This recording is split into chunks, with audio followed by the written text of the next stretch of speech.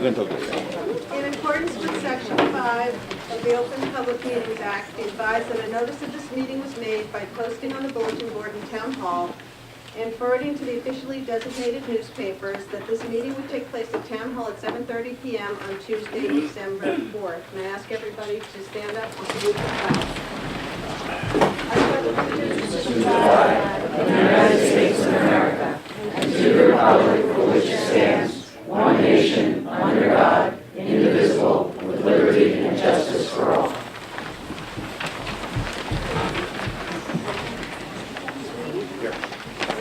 Here. Here. Here. Here. Before we begin tonight, I'm going to ask everybody just for a moment of silence in memory of the passing of President Herbert Bush. Thank you.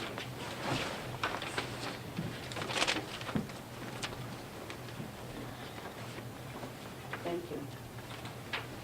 And I remind everybody that this is a business meeting and the committee is conducting business, and I would request that everybody act accordingly.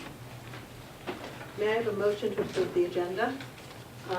Before you do that, I would like to make a comment. I believe the agenda as it is currently written does not allow for public comment on resolutions 18263 and 18264. Mayor, is this an appropriate time for a motion to allow for public comment after these resolutions are introduced, or would you prefer I move that after the consent agenda items? I would prefer that you do it when we get there after the consent agenda. Okay, so there will not be a problem that it would be asked too late. No, Before we'll we do the approve the consent agenda as agenda is. because you're not, is that a change to the agenda?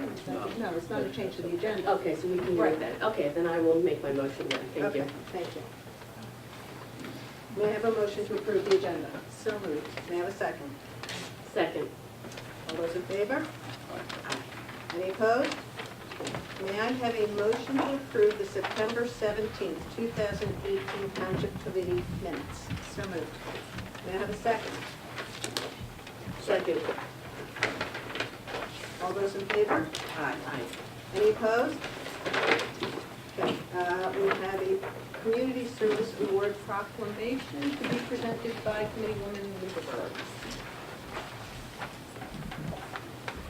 And I'm going to invite up the Community Service Award Committee Chair, Elaine Becker, as well. Oh, she's going to do the proclamation first. Take Elaine first. David Siegfried would like to introduce Karen, our recipient. Wonderful, thank you. I'll let David. Karen, why don't you join me?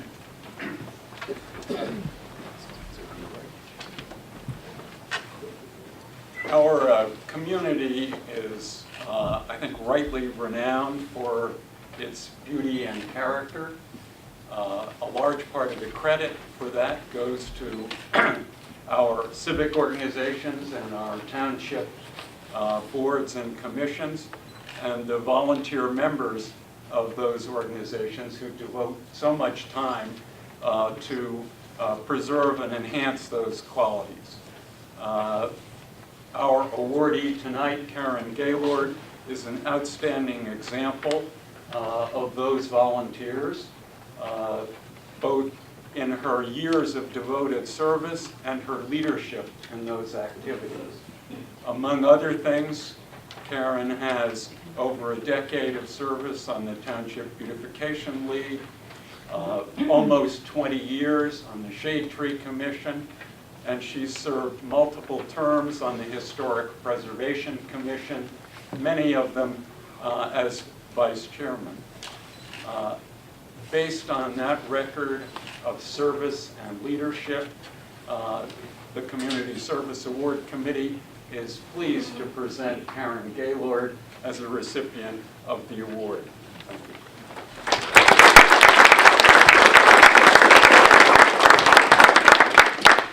Whereas the Millburn Township Committee values the contributions of volunteers in the township and wants to recognize those who have performed outstanding volunteer service that enhances our quality of life. And whereas since moving to the township in 1975, Karen Gaylord has actively served our community and its members in a variety of capacities.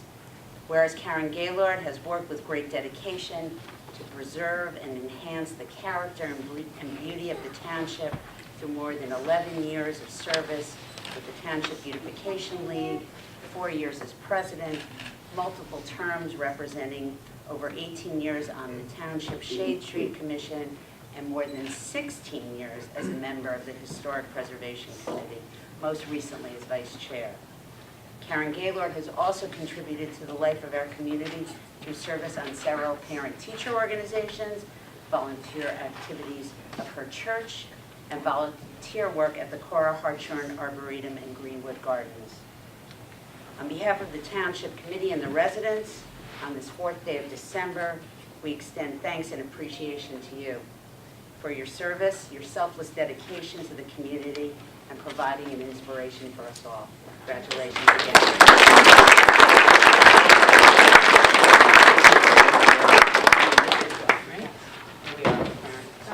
It's official. Thank you all. Good evening, Mayor Bernstein and the Township Committee, and to the Community Service Tree Award Committee. I would like to thank you all sincerely for this award.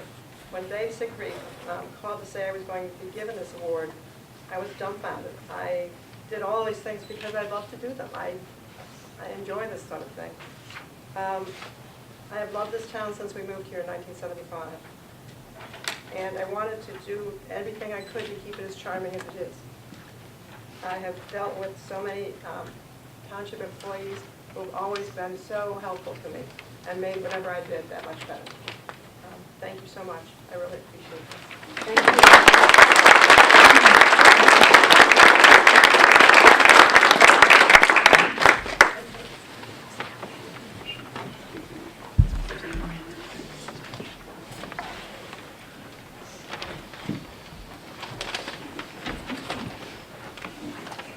Reports. Oh, Lisa Davis.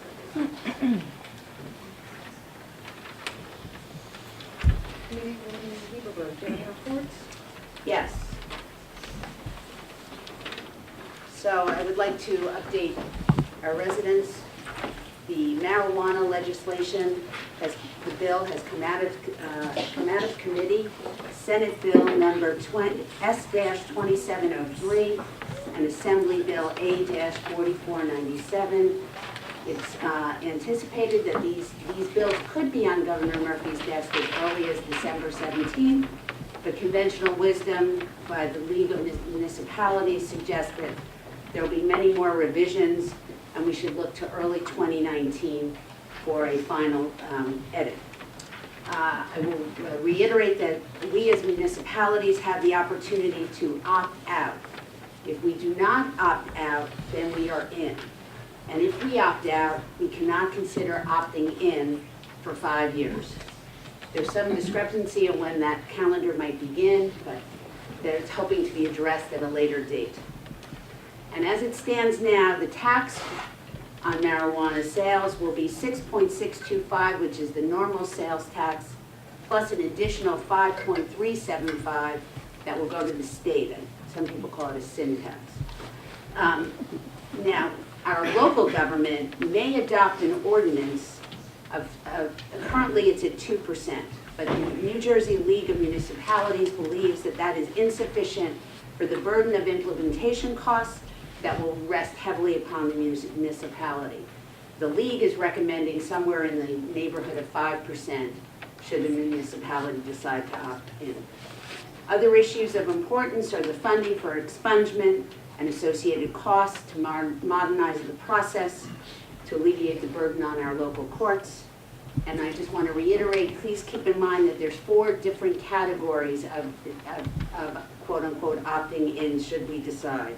It's the growing, the processing, the wholesaling, and retailing. Please keep in mind that as the bill stands now, there will be no penalty for anyone 21 years or older in possession of 1 ounce or less.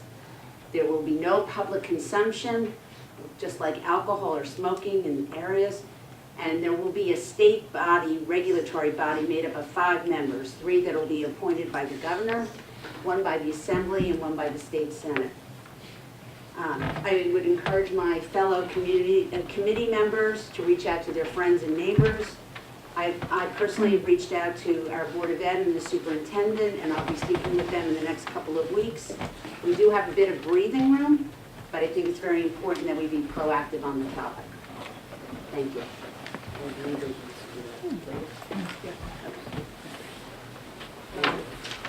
Thank you.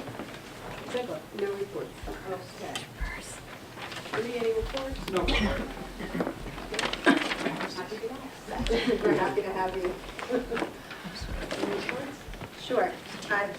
DMDA update. The first annual DMDA-sponsored Snowflake Stroll took place at the lighting of the Winter Walk in Taylor Park on Sunday, the 25th of November, and was well received by the community. The DMDA also held another ribbon-cutting ceremony this weekend for Work Home, which is a combination co-working space and art gallery, really cool, on Millburn Avenue, right next to Clemenza's. And the DMDA thanked them for perpetuating our community's economic development, pride, and spirit.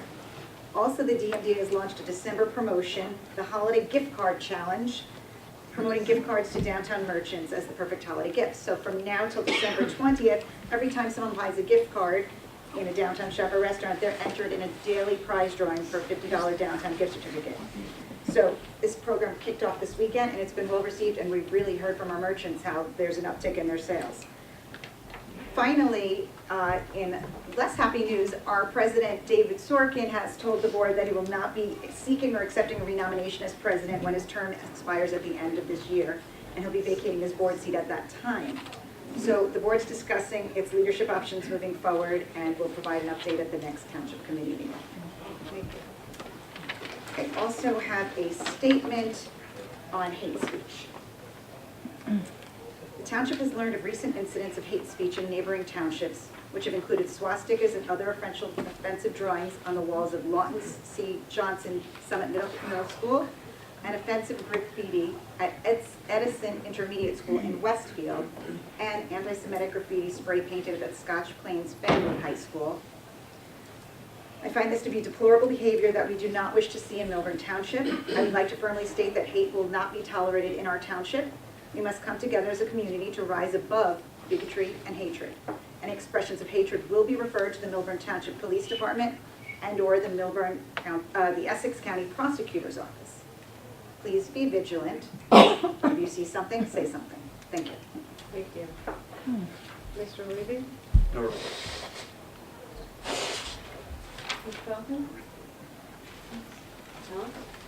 Yes, just a brief report update on the Sustainable Essex Alliance, which is the energy community aggregation program that we've been sort of slowly going through over the last year. This is at the point where they will be putting out the RFP on December 19th, at which time there will be a 30-day review by the BPU, and the RFP will be open on January 19th. That is the current schedule laid out. Again, Maplewood is the lead agency on this. This is where, for those that may not be familiar, where the community as a whole will be placed into an energy aggregation program, and it will be an opt-out program in which your energy for your home will be aggregated unless you opt out specifically from that program. Sort of, obviously the goals of that program are to lower prices for the residents for their energy consumption through JCP&L.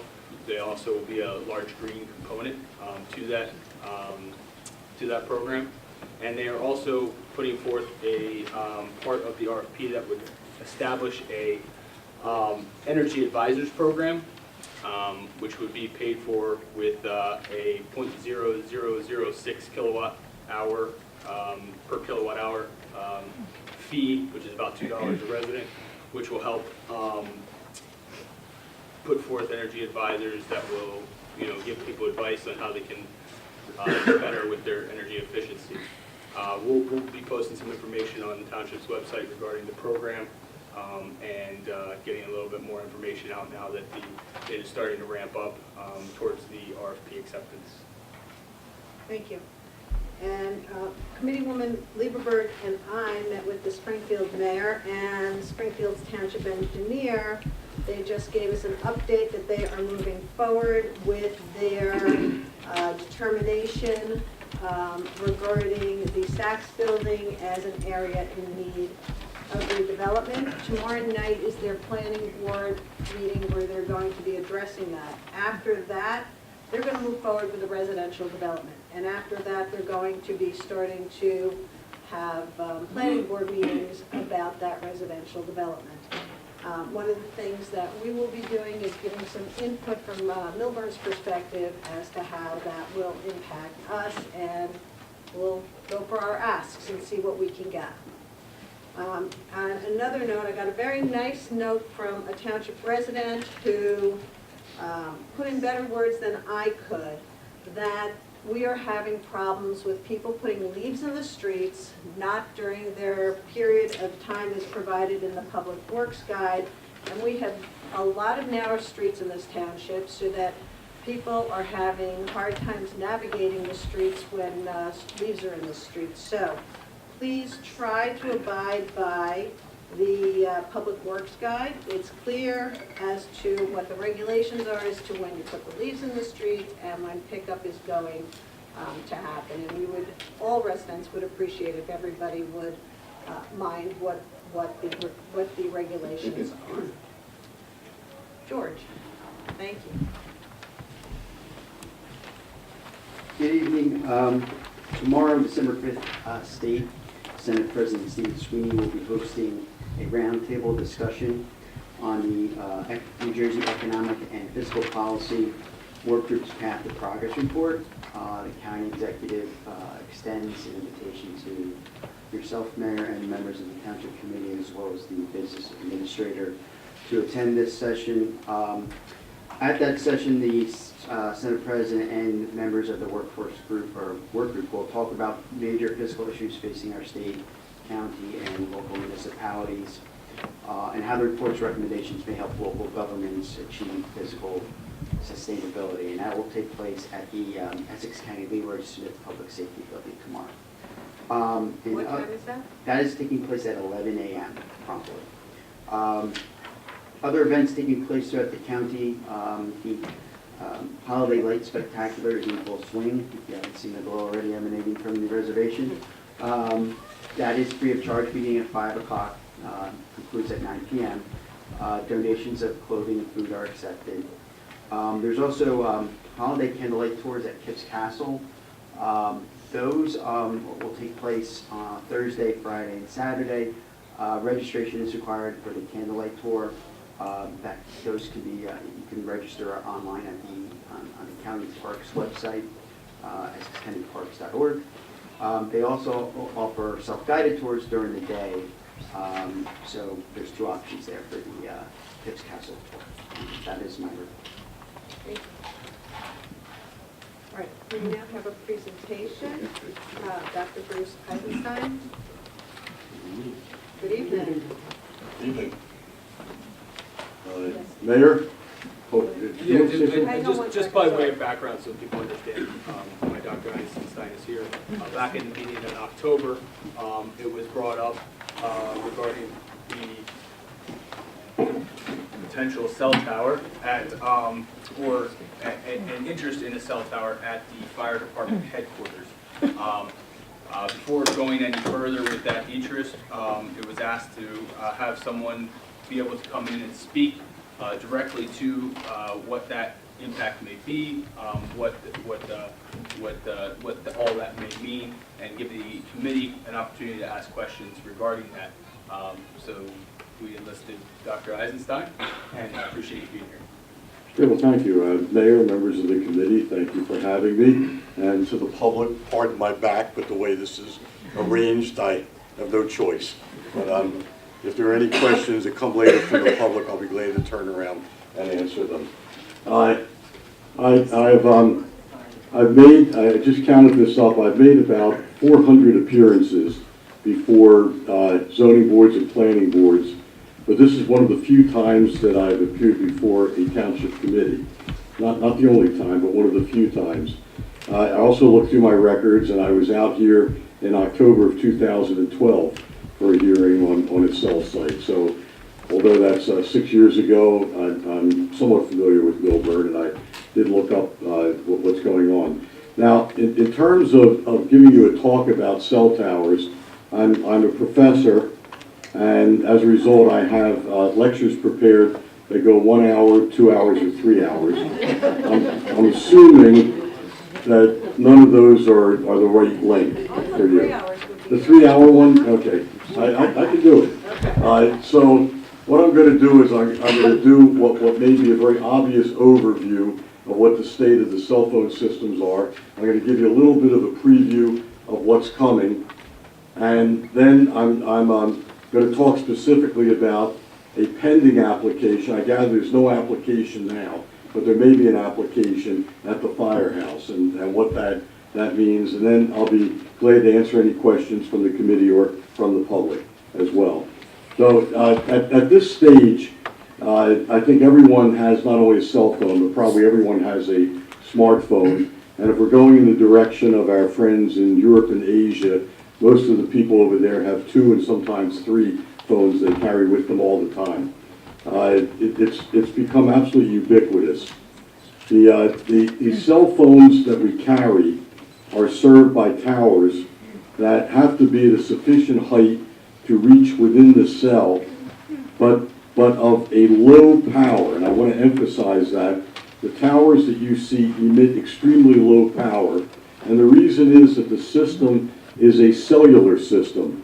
The tower that's put up only wants to communicate with phones that are within the cell, and the cell is fairly small, usually no more than about a mile in radius from where the tower is located, sometimes a mile and a half. But in this area, which is fairly densely populated, it would be about a mile. So you don't get a lot of power out of these things. As a matter of fact, the power is exceedingly small, and the range is very limited. The providers, the ones that we all know about, that's Verizon, AT&T, you have Sprint, you have T-Mobile, are the providers in this area. The providers are under obligation to use their spectrum that they paid literally billions of dollars for. They're under obligation to use that spectrum, and that means to build out their system quickly. And quickly means that the FCC gives them a timetable, and if they don't build out their spectrum and get the coverage that they want, the FCC can, and in some cases in the past has, taken away their license. They forfeit the money that they paid for the spectrum. So the providers have a strong incentive to build out their system. They also have an economic incentive in that if they don't have their system built out, they don't get customers, and that's how they make their money. So we have a situation where they're obligated to put up the kinds of infrastructure that they need in order to provide the cell service. But I also understand from these 400 plus hearings that I've been at that frequently the public doesn't like the towers. They don't like them for 2 reasons. One of them is the aesthetics, and the other one is the perceived health effects. So I can't do anything about the aesthetics. That's not my field. I'm an electrical engineer, and we as electrical engineers don't get into the aesthetics. What I do get into is the infrastructure and the way the infrastructure works in terms of the propagation of the signal. So let me talk first about the site at the firehouse. I have been provided with, I'll show it to the board, I'll show it to the public, you can't see it, but what these things are, these are propagation plots. These are models that the provider puts out that shows where they have coverage, where they don't have coverage. And generally speaking, these things are like the Bible for whether or not there's a need for the site. So let me go specifically to the firehouse site. Around the firehouse site, this is a map prepared by AT&T. What it shows is that they have need primarily to the north of the proposed site, but there are also needs to both the east and west. And that would be a gap area. It is not an enormous gap area, but it's a gap area in the sense that there's a lot of residents and a lot of roads in between. I see that you have a copy of this, and unfortunately, in terms of the public, there's no application pending. If there were an application pending, their radio frequency engineer would have to make this available to the public. I requested it, and that's how I got my copies of it. So I know what may be coming. It's furthermore my opinion that if they put this site in, they close a large fraction of the gap, if not almost all of the gap that they're worried about. And that would be on the second sheet that I have here. And the third sheet just shows what it is. So if this were an application before a zoning or planning board, and I was asked for my opinion would be that there is a gap in the proposed site, does a great deal to ameliorate the gap, if not close it completely. So that doesn't mean that it's the best site. It doesn't mean it's the only site. But it does mean that what they would be, if this were going to be the proposal, this would be what it is. Let me turn now to the health effects, because I know that this may be a concern to many of the residents and perhaps to the committee as well. So I have to approach this from 2 points of view. In 1996, Congress passed the Telecommunications Act, the TCA of 1996. The Telecommunications Act has 3 strict prohibitions that zoning and planning boards and municipal boards such as this one cannot do in terms of the provision of cell phone service. One is they can't ban the service from their community.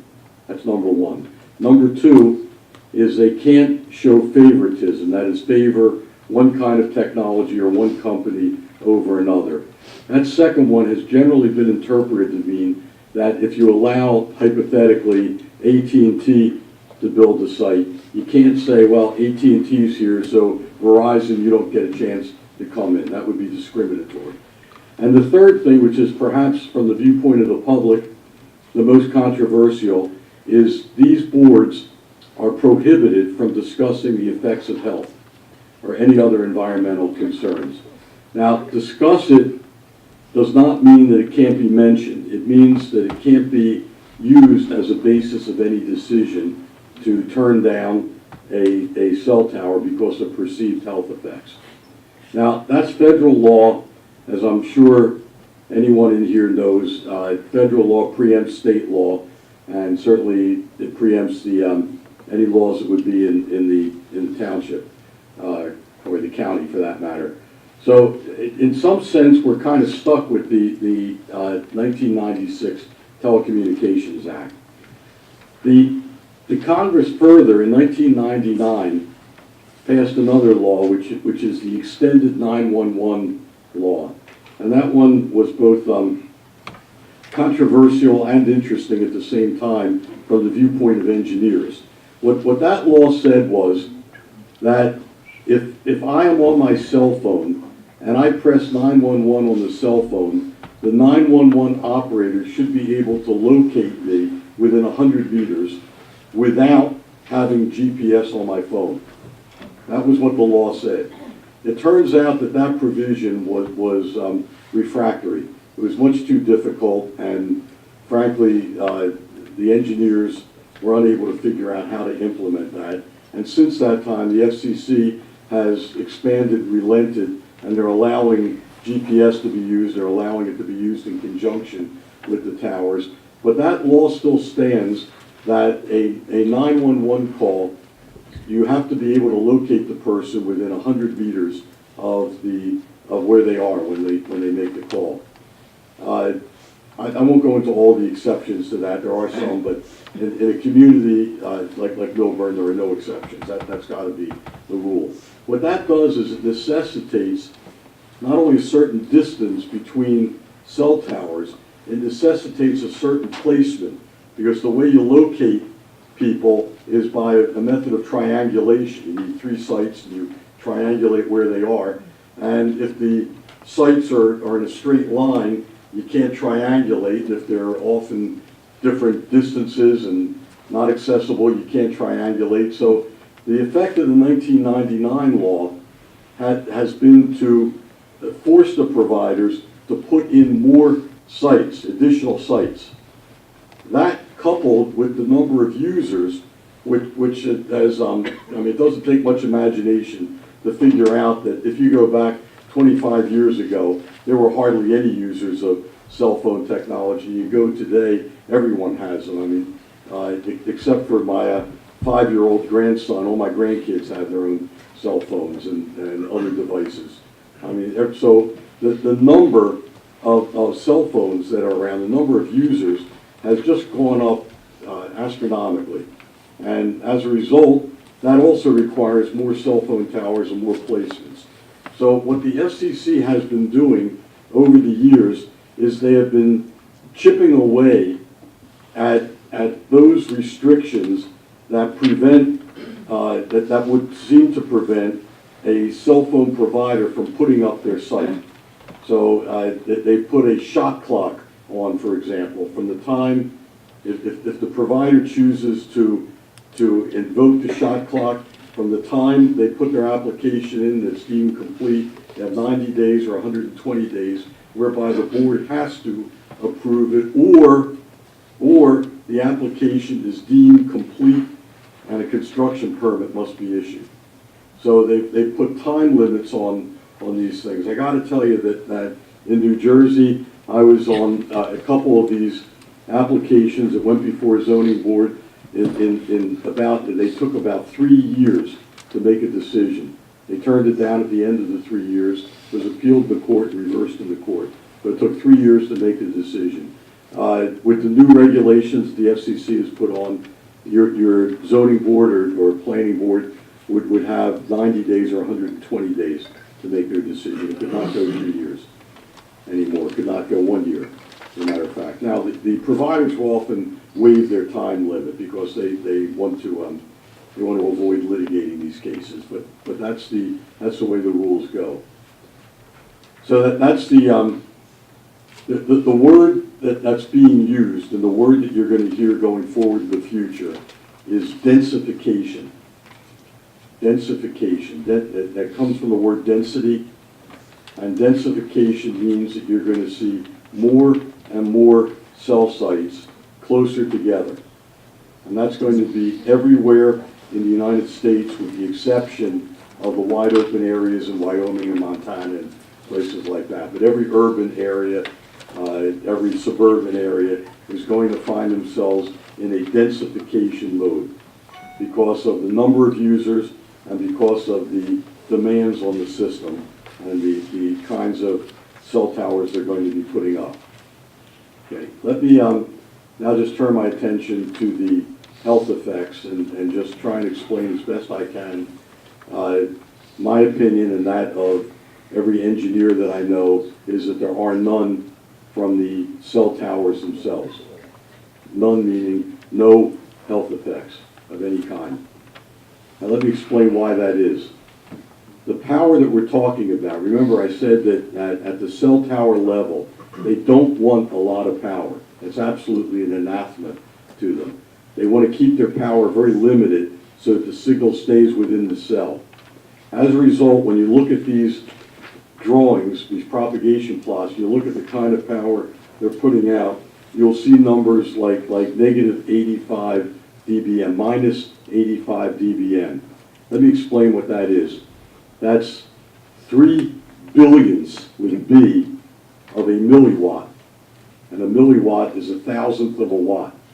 So what we're talking about in terms of power is if you start with something like your microwave oven, which operates at roughly the same frequencies as these cell systems.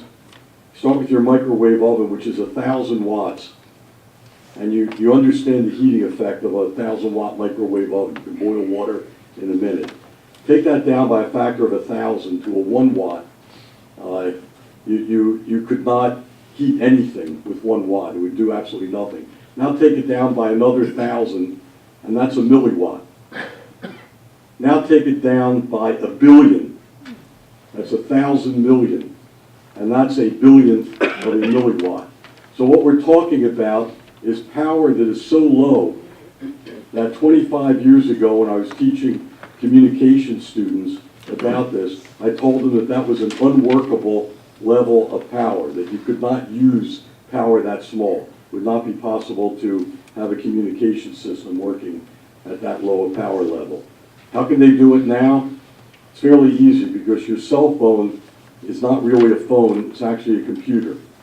And what the computer is doing is using very sophisticated signal processing technology that allows it to take this exceedingly small signal and make something that you can hear or use or make use of. So as an engineer, when I look at powers that low, and I realize that right now, as I'm standing here in this room, I'm getting perhaps in the range of 10 million times the power of the cell phone towers coming from those fluorescent lights over my head. You're getting 1 million times that power from the cell phone, which is in my pocket. And you don't see people dropping over from fluorescent lights, and you don't see them, well, everyone carries their phone in their pocket, except that I guess the ladies carry it in their pocketbook, so they get a little further away. Much safer, if you're worried about that. Another consideration that I have is one of epidemiology. And again, this may come as a surprise to many people, but the United States has lagged substantially behind the rest of the world in cell phone technology. Many years ago in the 1980s, I was traveling through Hong Kong, through Israel, through Europe, Germany, Finland. The cell phone density at that time was just unbelievably more than in the United States. That was one of the things, by the 1990s, it was pretty clear that the United States had fallen way behind the rest of the world. And that's what prompted the 1996 Telecommunications Act. President Clinton and the FCC at the time realized that we had to do something to keep us from falling apart, falling behind the rest of the world, maybe falling apart too. If you go to a place like Hong Kong, which, as I'm sure anyone that's been there will tell you, is exceedingly dense, population is dense. There are cell phone sites on almost every building, on every traffic standard, on every school, and in factories and businesses and offices. They're just all over the place, and they have to be very close together because people use their cell phone when they're walking. Very few people drive there because traffic is so bad. It's an oxymoron, of course. Traffic is so bad because no one drives. The fact is that this has been going on now for 30 years, and if there were any health effects, from an epidemiological point of view, you would see people in Hong Kong dropping like flies because they're using their phone all the time, and the towers are all over the place. So for those reasons, I believe that there are no health effects from the towers. There are some people that worry about the proximity of the phone itself, because contrary, or in contrast to the tower, which is hundreds of feet away from you, the cell phone itself is right up against your head. And I'm not concerned about that. I don't use earphones or Bluetooth earphones or anything like that, but the Bluetooth signal is the same as the cell phone signal, so I don't think you save anything with that. I'm not concerned about that, but if there were going to be a matter of concern, it would be that the 1 million times greater power coming from the device itself, the handheld device, would be of more concern to me. So with that, Madam Mayor, I will conclude my presentation and open it up for any questions that you might have. Thank you. Do I have questions from the Township Committee? Oh, Mr. Leader. Dr. Armstrong, you don't have any health concern issues based on your studies, but you're an electrical engineer. You're probably aware, as I looked at your CV and testify a lot in court, that there are numerous cases around the country in which experts have taken a different conclusion, and juries have agreed with it, right? I'm not aware of that. There are experts who take a different view of that, and juries have agreed with them, and some courts of appeal have sustained those judgments against towers that, in those cases, particularly in California, plaintiffs allege have led to their cancer. I'm first of all not aware of the cases, but I can tell you that when the FCC in 1996, when they passed or when they promulgated the Telecommunications Act, it was Congress, of course, that promulgated the act, but the FCC was charged with the responsibility of administering it. They had looked at well over 5,000 studies that were done. And one thing to bear in mind about the effects of electromagnetic fields, especially from broadcast towers, from towers of various types. One thing to bear in mind was that in 1920 or 21, the first radio transmission tower went up. Once again, the same kind of electromagnetic waves that went up. We've actually had 100 years of experience since then. And if you look back at I mean, assuming, and I have no reason to doubt you, that the courts held what you just said. I have no reason to doubt that. It wouldn't be the first time the courts got it wrong, by the way. If you look back at the history, if you just do it from a epidemiological point of view, 35 years ago, 40 years ago, you go back anytime you want to, there were 0 cell phone towers and 0 cell phones. Let's go back to that period. And now there are hundreds of millions of them, not cell phones themselves, and in the United States right now there are 300,000 towers. One would expect that if there was any health effect at all, if there was any cause and effect, that there would be an increase in cancer rates and things like that. No such thing has been found.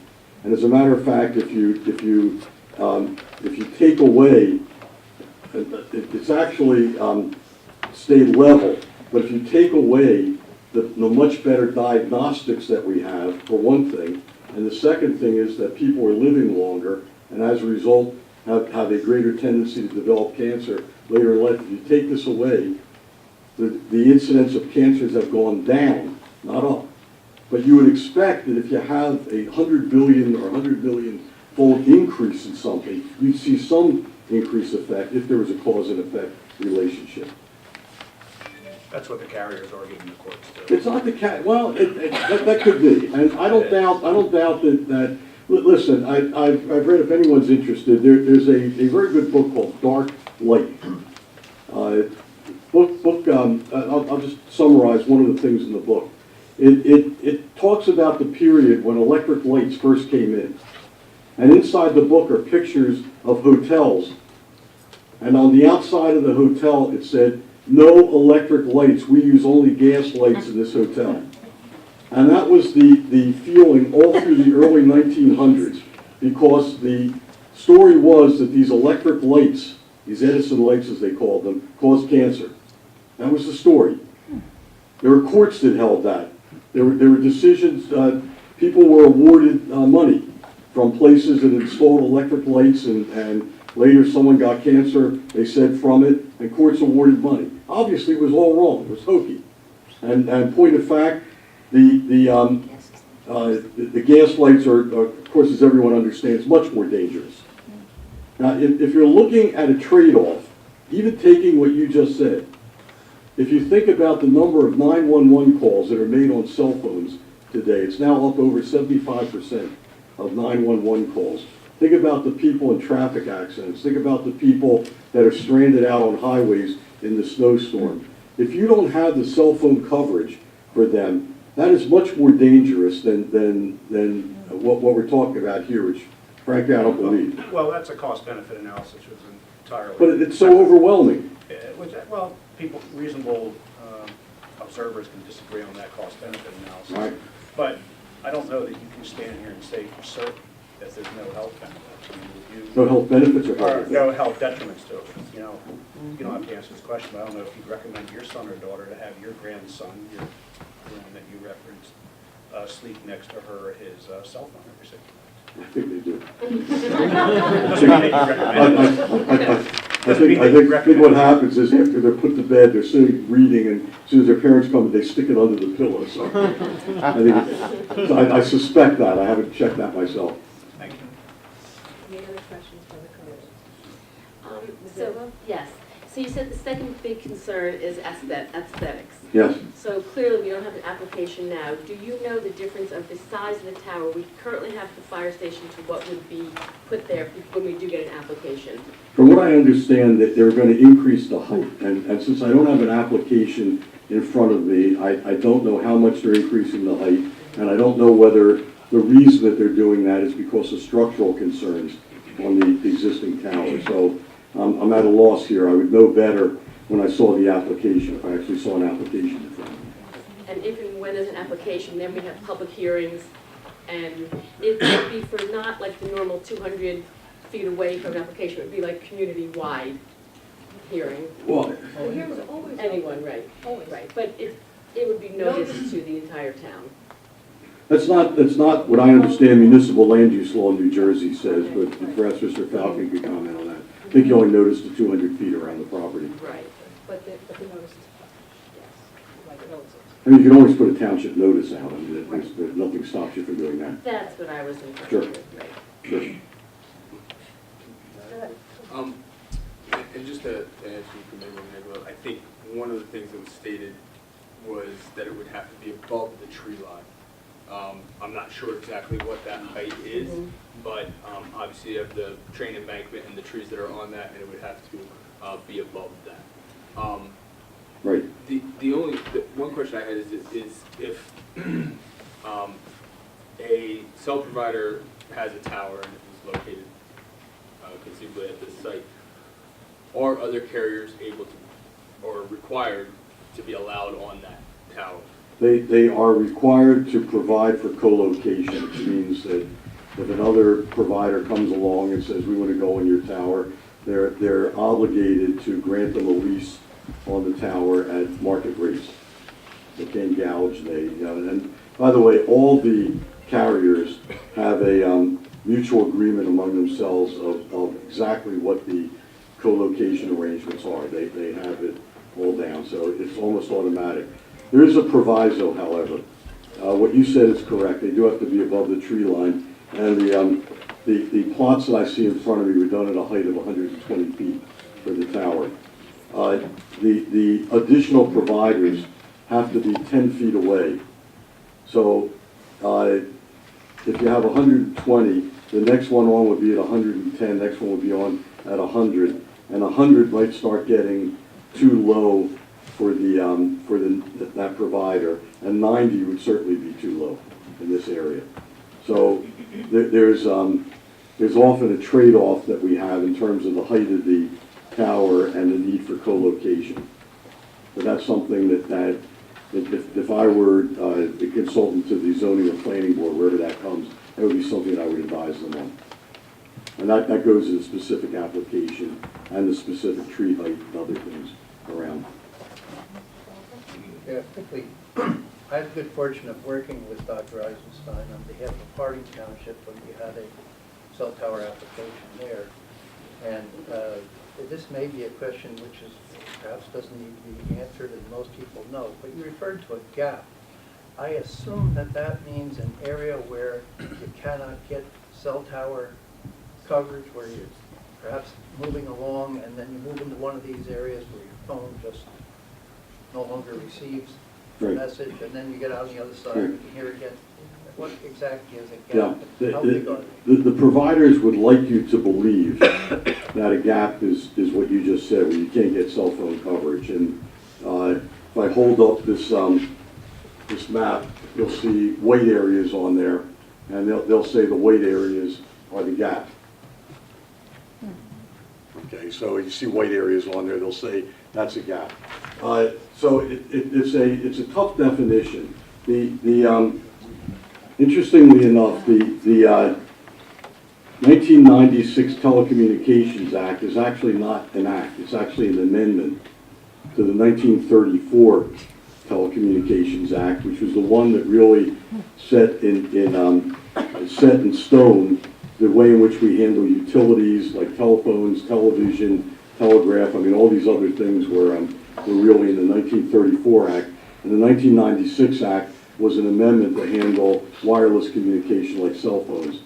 If you go back to the to the 1934 Act. The 1934 Act defines something called a grade of service. And the grade of service is a combination of block calls and drop calls. So a block call is when I pick up the phone, dial the number, it doesn't go through, dial the number again. By the way, I'm using the word dial. The people in this room know what I'm talking about. My students have no idea what I mean when I say dial a number. I'm telling you, these are seniors in college. They have no idea what that means. But you dial it again, and maybe it goes through or not. A drop call is when I'm talking to someone and the call drops, either one way or the other. Either I can't hear them or they can't hear me, or both, or it drops altogether.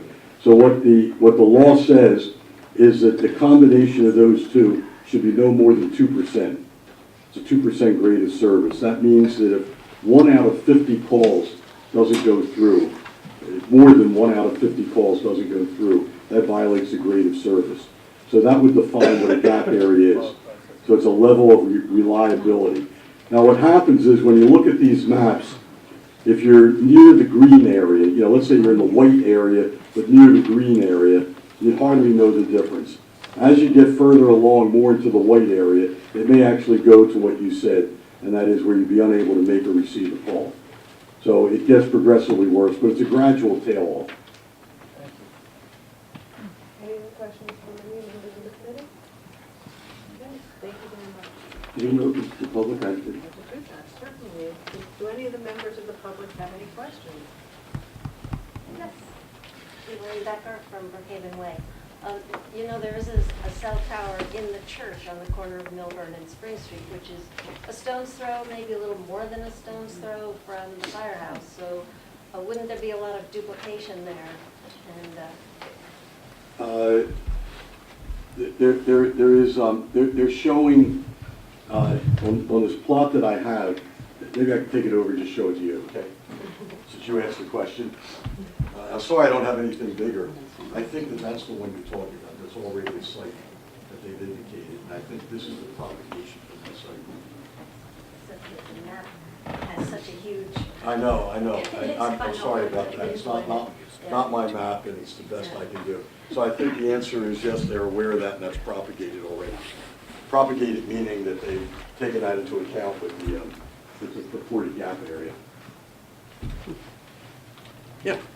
You mentioned that the current power level was something like, what, minus 23 decibels? Or Minus 85 minus dBm. 85. So Minus you mentioned 85. that was an unworkable number many years ago. Is there any technological advancements coming down the line that you're aware of that are going to change the power levels in the future? Say what the next generation technology is going to be? Or how is it going to compare to the current? They're going to be a lot lower. Do we have a number? I do not at this point because the standards for the 5G system have not been written yet. But the 5G system, which will be the next generation that's going to come out, will likely be at much higher frequency band. I'm hearing 3,500 megahertz, I'm hearing 6,000, I'm hearing as high as 29,000 megahertz. So with those kinds of frequencies, you get a very, very short range of coverage. Very short meaning 50 to 100 feet in some cases for the higher ones, and probably less than a couple hundred feet. And that's what's going to account for the densification. That's why they're going to have many more sites. So that's the bad news, there's going to be many more sites. The good news is they're going to be very low. They'll be on utility poles, they'll be on traffic lights, they'll be on sides of buildings. They're not going to be things, you're not going to see towers all over. I mean, it would look like a pine forest if you had these towers all over.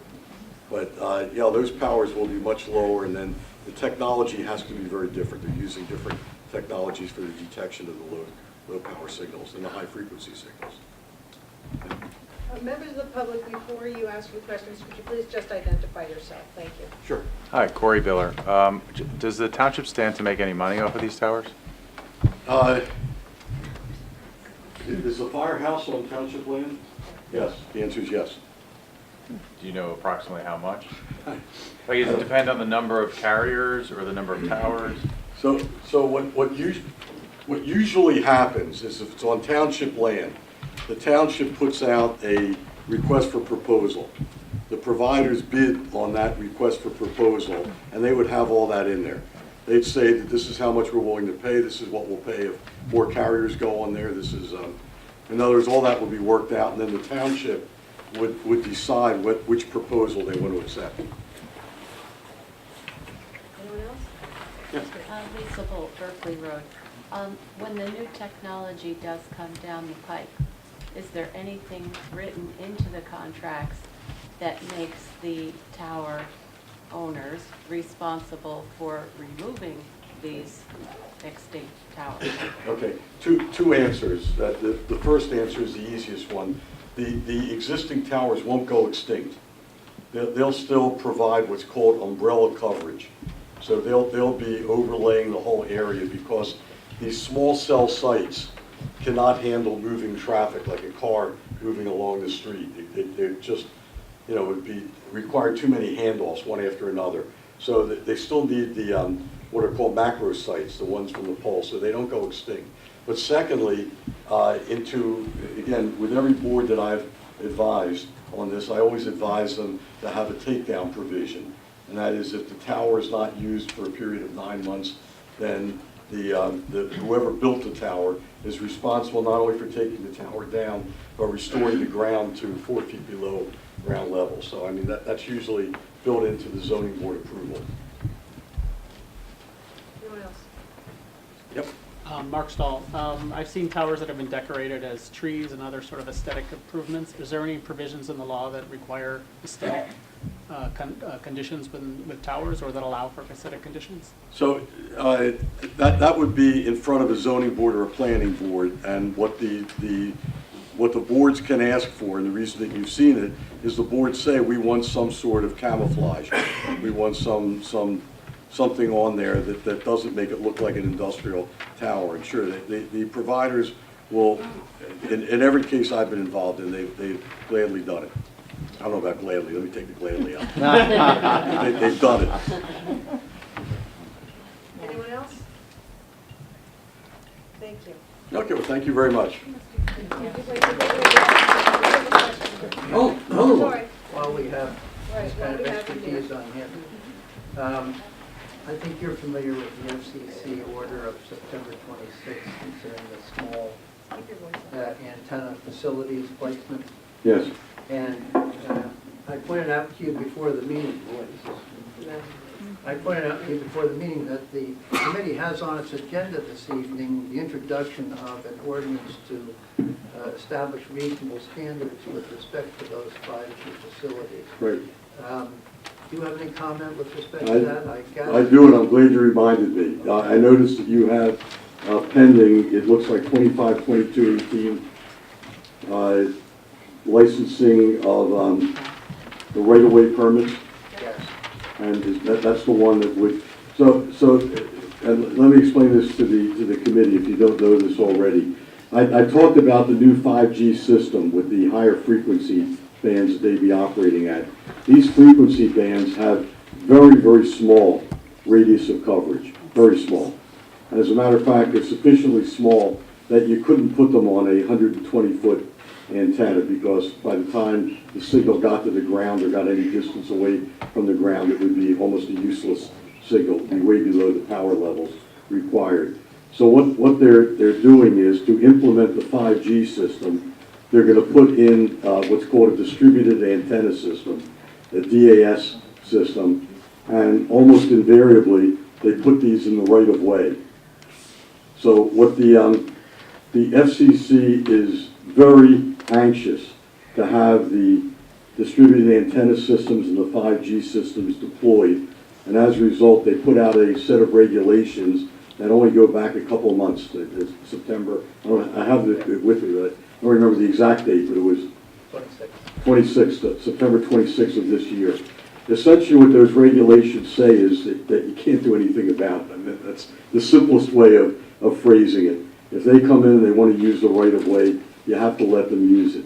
There is one sentence in the provision that I found. I also consult for Princeton Township, and they were working, and it's not a township anymore, it's the city of Princeton. And they had an application in front of them for about 40 nodes in the Princeton area. And we found that one provision in there that says that if there is an existing ordinance that local boards can control things like the aesthetics or the look and feel of them. So for example, the way I would interpret that is that if you had a community or a section that was sort of Victorian in nature, you could require them to put up a Victorian-like pole or do something that looked like it fit in with the area. If it was a wooded area, then maybe you could have it look more wooded. So I've been advising all the townships that I deal with that you want to get a right-of-way wireless provision in there and particularly concentrate on the aesthetics. What you cannot do, based on my reading of the FCC regulation, you cannot say you're allowed to go in one area of the town but not in another. I mean, they have to lay out their network, and the FCC says you got to let them do it. It's a very, very, I want to use the word restrictive from the viewpoint of the rights of the board, the way that provision is written, the way those regulations are written. Notice you have it in front of you, so. This is the order. Yeah. 116 pages. Right. A lot of it, oddly enough, I learned something when I read through this. It turns out that in Indian reservations, there's a whole separate set of laws, and it's not clear that the 1996 Wireless Act applies to the Indian reservations. So what they did is, you'll notice that a large fraction of that order has to do with the Indian nations and how they have to respond to this. But they're under the same orders now. We won't worry about that part, but thank you. Okay. Thank you. Thank you. Thank you. The next item on the agenda is our consent agenda.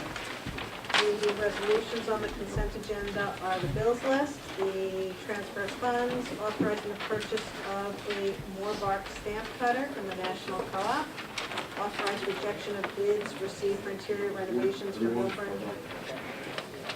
Township Municipal Building, and authorized advertising of bids for the Town Hall electronic signboard and approval of raffle license. So, are there any comments or questions from the public with respect to the items on the consent agenda, or from the Township Committee as well, on the consent agenda items? Anything? I just want to mention that the Town Hall electronic sign may not necessarily be Town Hall, but it'll be An electric sign. electronic Electronic sign. sign. Yeah. Okay. Any questions or comments from the public? No? May I have a motion? Wait, Oh, I'm sorry. Come on. And identify yourself. Hi, Marilee Riesbeck, 91 Whittingham Terrace. Could you just explain what the approval of transfer of funds is, please? Yes, so at the end of the year, we're able to transfer between line items within a budget, but if you have to transfer outside of a particular budget, say it's police or administration or whatever, then you have to do a resolution that allows you to transfer funds if a line item has been overdrawn. Thank you. And which ones are you transferring? Can you identify, if you have a question, please come up and identify yourself. Just kind of packed in back here.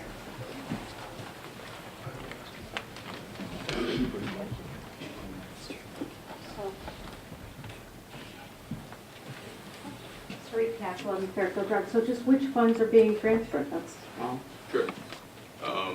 There is funds from EDP, which is our technology line item, being transferred in, and that's coming from salary and wages. Legal is being transferred in to the legal budget from the salary and wages budget of legal. Construction code is being transferred in from the utilities, natural gas utilities. And then for police salary and wages, there's money being transferred in from group insurance and shade tree. Okay, so when you look at the next year, when you realign the budget, do you make the adjustments so that certain line items then will be more in line, so you have to do this less often and moving money around, so it could be something that people could be more transparent generally? Well, sure. I mean, that's always part of the process, but also there are things, unforeseen circumstances that occur that require you to do. Absolutely. Right.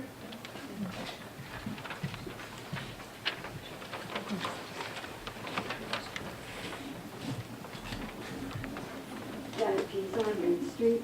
The last resolution, approval of raffle license, these have come up on agendas many times. I'd like to know, is this limited to nonprofit organizations, number one? And no, Sam? Anybody who wants to run a raffle needs a permit, I know, for a game of chance, and it needs the municipality approval where it's held. Can we always know the name of the entity that is seeking approval for a raffle? It's on there. It's always on. It's always on there. Oh, it's on the resolution. Yeah, so Summit Speech School, Got it. PTO Millburn High School, Family and Children's Services, PTO Millburn Middle School, and St. Rose. Thank you. Anyone else? Any other questions? May I have the motion to approve the resolution listed on the consent agenda? So moved. May I have a second? Second. Mr. Reedy? Yes. Ginsburg? Yes. Ms. Rosenberg? Yes. Ms. Paul Edwards? Yes. Mayor Bursky? Yes. The next item on the agenda are a discussion and resolutions to consider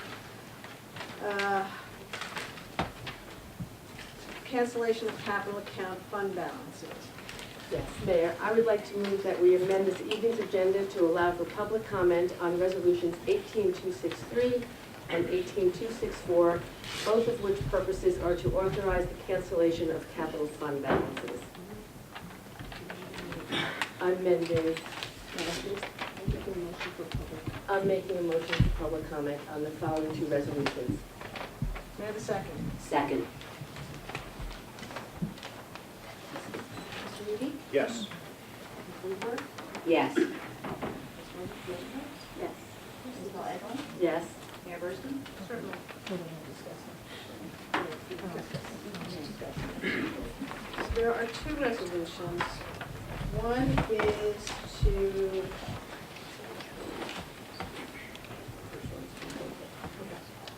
first one is to following unrequired balances of capital improvement authorizations. That's for $3.5 million. And the second, and that's Resolution 18-263 and Resolution 18264 for $2,368,107. Both of these are for monies that were authorized for complete streets and not being used. So with that, any comments? Yes, I'd like to speak. Ms. Rosenberg? I respectfully disagree with those that believe it is prudent for Millburn to retire these bonds pertaining to the Complete Streets plan. First, let us remember what the mission statement of Complete Streets was: a comprehensive capital improvement strategy to address pedestrian safety, vehicular circulation, and the economic vitality in our downtown. Rather than walking away from what has been done, as Township Committee members, I believe we have an obligation to our constituents to improve upon what has been created in the most fiscally responsible manner. This does not mean indiscriminately destroying what has been in place and starting over. What it does mean is exploring all and any alternatives. For example, to solve the downtown parking issue, I've proposed a cost-effective way to create more parking spaces in the Dunkin' Donuts lot by changing the entrance of Town Hall and adding diagonal parking on Town Hall Plaza. In addition, I think it's critical that we invest in review and plan the traffic safety measures to improve the Millburn train station drop-off on Essex Street. All these initiatives to improve our community require funding that goes beyond the limits of the town's annual operating budget. At this juncture, the balance on the initial funding of $2.368107 remaining is at a very nominal interest rate. The $3.5 million is essentially a line of credit that has been untapped. There is no interest or costs associated with that sum. If we choose to cancel the bonds in the guise of fiscal responsibility, we will foreclose Millburn's financial obligations in fulfilling the hopes and aspirations of Complete Streets. To those who say we can go back and bond it when we have our future plan in place, I say, why would we do this when a plan is already in place? I believe we must view our roles as public servants, not as politicians. Let's use our elected official status to elevate possibility, not restrict it. Thank you. Thank you.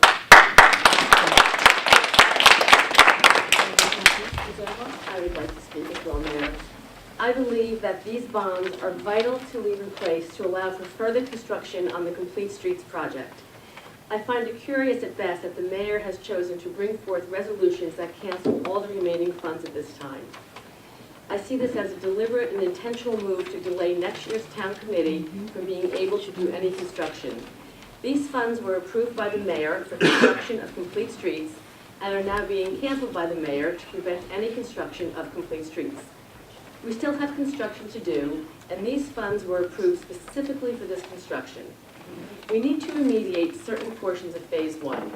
We need to work towards safe drop-off and pickups at both of our train stations. We need to synchronize our traffic signals to ensure pedestrian crossings are not in conflict with cars. We need to wait for the 2019 Township Committee reorganization to put these committees in place. I would like to complete a thorough evaluation of the project.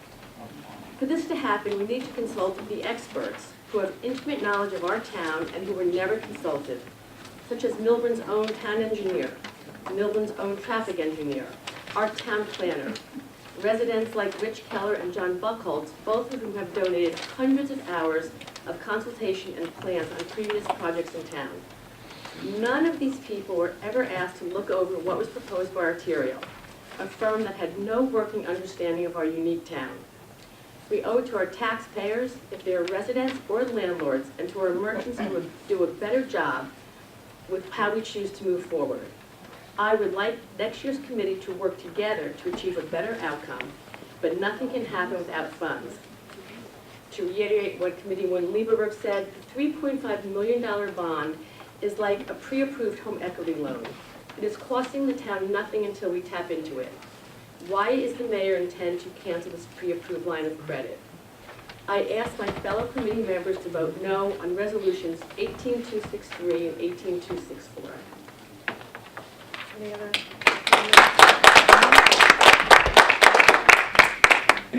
comments? Sure. Just interesting, it's the first time I've actually heard Complete Streets in a positive light by the prior two comments. Nobody's interrupting you when you speak. I think that it is only appropriate to allow the committee to speak as well. Thank you. And as I was saying, I think that if we're talking about fiscal responsibility to, number one, be paying interest on a bond that there's no plans that have been in place to do is not fiscally responsible. And number two, leaving a blank check for the next committee to do what has been rumored to be doing as ripping things up is just not prudent political decision.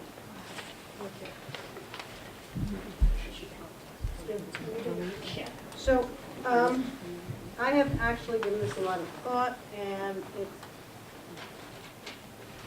I understand that, and I hope that we move forward with a completed project, whatever it may be. But there is no project on the drawing board right now. And I am very concerned, from what I've heard over the past 2 years, that this money is simply going to be used to rip up what's there. I understand that you're saying you're not going to do it, but I don't know that, and I don't trust that. Secondly, when Jackie and I ran for our positions, there was an outcry about a week before deadline that any money we spend should be decided by the community residents by a vote of a referendum. And in fact, as I recall, Ms. Lieberberg's husband got up there and called us cowards for not voting for a referendum. And so if you want to spend money, and If we, as a committee, the 5 of us who will be on this committee next year, decide what we're going to do, how we're going to do it, what we consider is appropriate, then we will then gather the funds necessary to do that. We, as a committee, should own what we do. If, as a committee, you say, let's reach out to our constituents, let's put a referendum there to see whether people want to spend money ripping up or moving forward. If that's what you want to do, that's fine. But from my perspective, as I'm sitting here today, I do intend to move this resolution forward. And however the vote falls out, I don't know, we'll see. So with that being said, I'm going to open up to the public commentary. I am going to ask that you limit comments to a couple of minutes, keep them short, and try not to repeat what everyone else is saying. So please come up. You can actually line up if you'd like, because I presume there's going to be a bunch of you who want to make comments. Why don't we have public comment first? Thank you. Janet Pease on Main Street in Millburn. Nobody could say that the Complete Streets project has not been very controversial and very, very heated. And for those people who have been on the pulse of this project from the very, very beginning, and I'm talking about documents in archives that go back 10 years, almost 10 years, to May 6, 2009, when the issue of pedestrian safety was at the forefront of everybody's mind, and that is because there were repeated hits of pedestrians in the road, and there were fatalities as well. So I had done an archive search. I wanted to review everything that had been brought up at township committees in the past, and the course of progress of how it came to the Complete Streets project. I'm not going to go through everything tonight. I'm going to take 2 out of chronological order, and I'm taking it out of the context of everything. But I want to start with November 11th, 2009, 9 years ago. Just days after a fatal car accident, a pedestrian pushing a stroller attempts to cross the street, several vehicles speeding by. Residents will meet today with township officials to discuss measures to increase traffic safety in the neighborhood. This is particularly pertinent. It's February 26, 2015, ad hoc group studying pedestrian safety. The frequency of pedestrian and motor vehicle collisions at the intersection of Main and Essex Street, including the fatal accident on February 3rd, as well as Main Street and Millburn Avenue, is indicative to township resident Gennaro Ramo that there is a big problem. Mayor Tillotson established an ad hoc team of representatives from the Public Safety Department, the Environmental Commission, the Engineering Department, the Downtown Millburn Development Alliance, township members, Deputy Mayor Burke and Deputy Mounting, as well as a hired consulting firm. May 7th. Don't forget you have a limited amount of time. Yes, I do. Last one. May 7th, 2015. There is a strong interest from the public in infrastructure improvements in order to make our streets safer. I'll leave it at that for tonight, but for any allegations that come forth that this was too expedient, that it eliminated constituencies in this town, that it was frivolous in any way, can be challenged by what was recorded in the item of Millburn and Short Hills from May 2009 to 2018. Thank you. Thank you.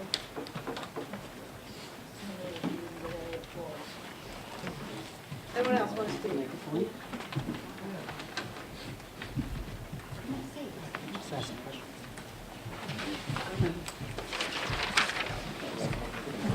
No, go ahead. No, I just have Mark Shaw, Widmer Terrace, just have a couple questions of information. How were the original funds arrived at? By what process? I'm new to resident of the town, so I wasn't aware of this process.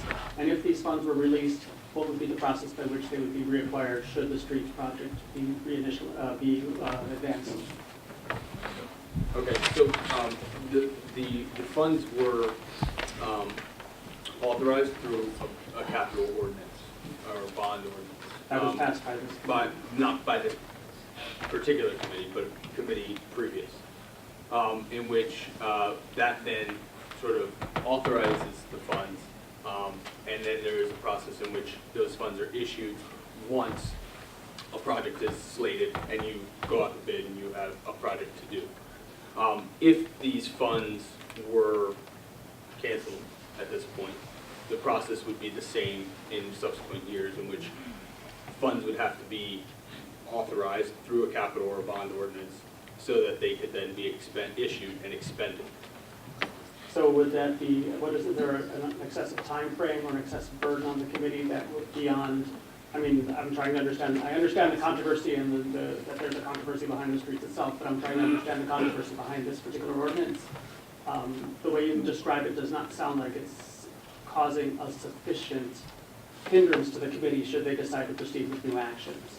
Is there any reason that one is that we would strongly prefer keeping the funds or canceling the funds if the reissuance is the move forward of the committee? So the voting process on capital funding is such that when it is introduced, the capital bond ordinance takes a three-person vote, a simple majority.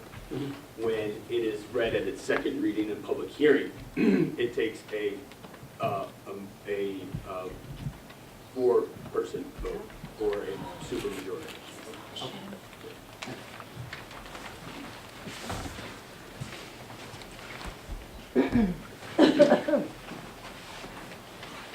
Hi, Leah Cruz, 39 Whitney Road. About how much does it cost to implement a capital ordinance? So if this is canceled and this has to be redone, how fiscally irresponsible is it of the township committee to have us have to do that over? I don't have the exact figure, but you would have to pay your bond counsel to write that bond ordinance. And do you have any idea how much that is? I don't off the top of my head, but I can certainly get it. But I don't know. No clue, no idea. No. Thank you.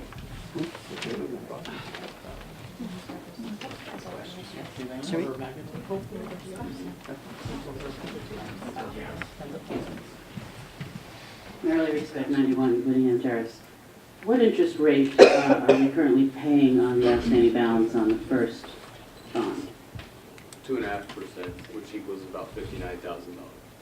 Okay, and so I assume since we're talking about paying interest on this, that we have borrowed the entire amount on that bond, right? So Of the original 8.2, that's correct. right, okay, so the remaining 2.6 million is sitting in an account somewhere, Correct. earning how much? Well, I don't know how much interest it's earning. You don't know what percentage of interest it's earning? But one would think with a couple $1 million that it's probably earning at least two something, right? I don't know that I would say. And the reason I'm not commenting on it is because I don't have the exact figure. Okay. Well, can we get it? I think it would, it would seem to me that that would factor in here. I mean, if we are borrowing at a 2.5% and we're earning 2.5% back, then it's revenue neutral, right? So it's kind of not costing us anything if that's the case. So I would be curious before you make this decision about that. And I'm also interested, Mayor, that you bring up the referendum that so many of us were so interested in previously and kind of bringing that up as like that maybe we should do that. Why all of a sudden is that something that you advocate for? You may forget that that was given to us within 10 days of when the due date was, without any opportunity to really give it any thought. So in my opinion, at the time that you did it in 2017, no, not you, but it was presented in 2017, it was completely untimely, and if it was something that people wanted to do, it should have been addressed 2 or 3 months prior so we could have really vetted it, thought about it, and written it properly. That's why. So whether or not I thought it was a good idea or a bad idea, or whether I think it's a good idea or a bad idea now is totally irrelevant because it wasn't timely then, and now I'm just saying if it was good, if for a part of the project that was approved already, that was insisted upon by a certain group of people, why when they want to spend the money, it's not. That was my point. Thank you for clarifying that. I also would like to bring up, we had an individual just bring up safety and as that being an initiator for this project. I would like to remind the committee that a woman was killed 2 weeks ago here in town in the area that many of us are advocating for some safety measures on Essex Street around the train station, and I believe she was hit by a car on Lackawanna Place. So if anything, there should be some initiative to look at the safety there. We should be looking at putting up fencing, the way Maplewood just did and Summit has put up. All of that costs money. So it seems to me that rather than go through the process of having to reapply for money or whatever, why not leave at least the 2.6 million there, even if you remove the line of credit for the 3.5 million. It only makes sense that we're going to have to do something. Clearly, we have issues there and other areas in town, particularly around the train stations. It really does not make sense to me that we would cancel a potentially amount of money that might even be not costing us anything at this point, depending on the amount of interest that we're earning and paying on it. One of the reasons that I separated out the two boxes. Okay, thank you.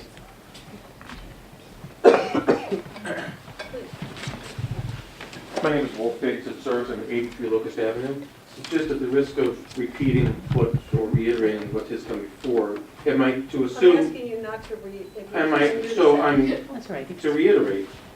Am I correct in saying that there has not been a cost-benefit analysis actually performed on canceling and potentially reissuing versus keeping these bonds in place? Correct.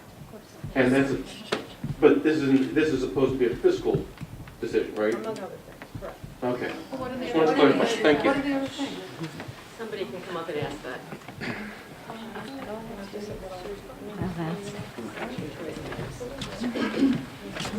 Three Tax 11 Fairfield Drive. So we don't know the cost of the attorney for the rebonding. We don't know what the money is earning in interest now while it's sitting there. And we certainly don't know what the interest rates, which are currently climbing and higher now, would be if we were to rebond. So clearly, and we know that no analysis has been done, no cost-benefit analysis. So if clearly fiscal isn't the issue, fiscal responsibility isn't really the issue.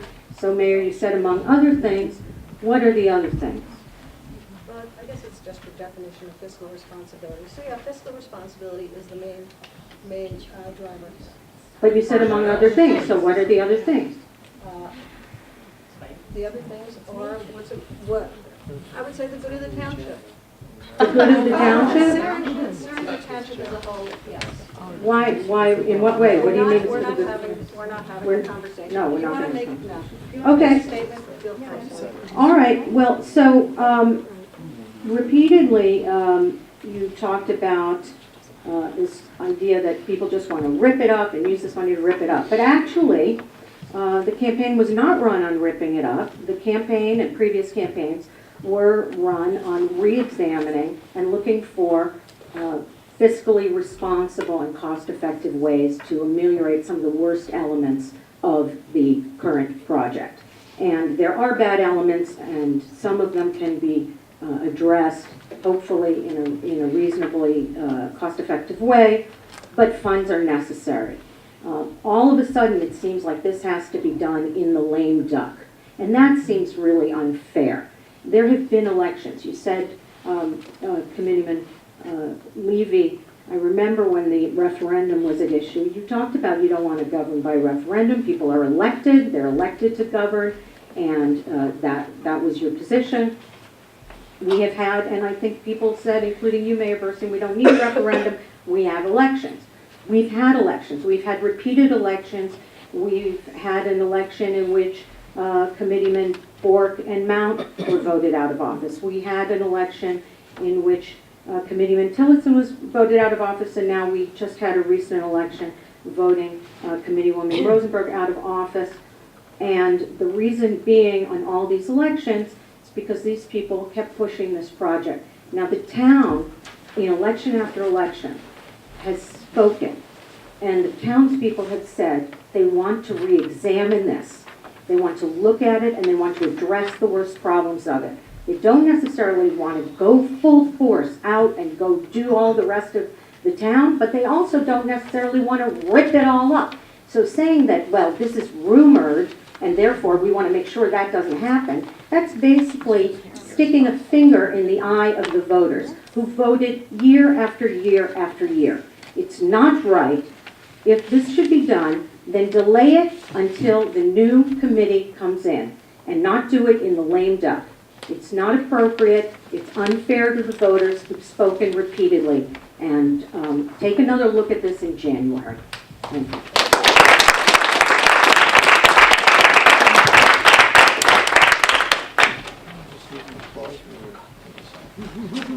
Okay.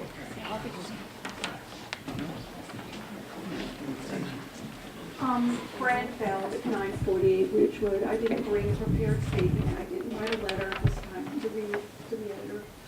You know, as somebody who's been a financial journalist for 25 years, writing for financial trade publications like Institutional Investor, Plan Sponsor, and others, I have an MBA, and I'm just throwing that out there just to say that it's really appalling to decide to cancel a bond when we don't know the particulars.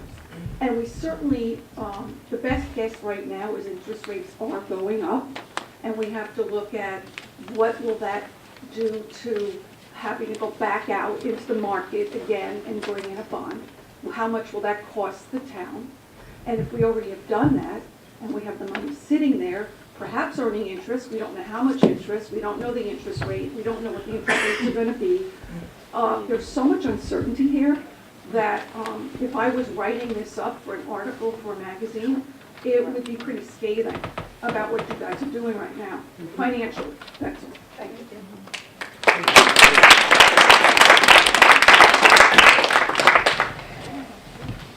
Good evening, Rich Wassman, 24 Inverness Court. And, you know, Mayor, I do want to point out that previously you had agreed at some point to have an ad hoc, you know, on safety and traffic that would be working on this problem. And I want to say that, you know, this latest election was a culmination of a lot of different factors, but you reneged on that. And this election kind of answered that. And there was a survey, and from what I understand, the survey was very strongly against, you know, the survey was very much against complete streets. It pointed out a lot of issues. That survey was never publicized properly, and there was an election. And I kind of feel like this whole thing has been in bad faith, and people have spoken. And there seems to be a consistent detachment from this committee over what the people want. You know, our citizens, maybe there's a different direction that this town wants to go in. And I think it's really in bad faith for you to cancel this money. Potentially, this is going to cost the township tens of thousands of dollars to rebond this money. And it's really not in the town's interest to do this. And I'm sure there's fees. I'm sure if you cancel this money, the town has to reapply for this money. There are fees, and there's a much higher interest rate that is going to be paid to refund this money. So this is being done in bad faith, and this is going to be part of your legacy. Thank you.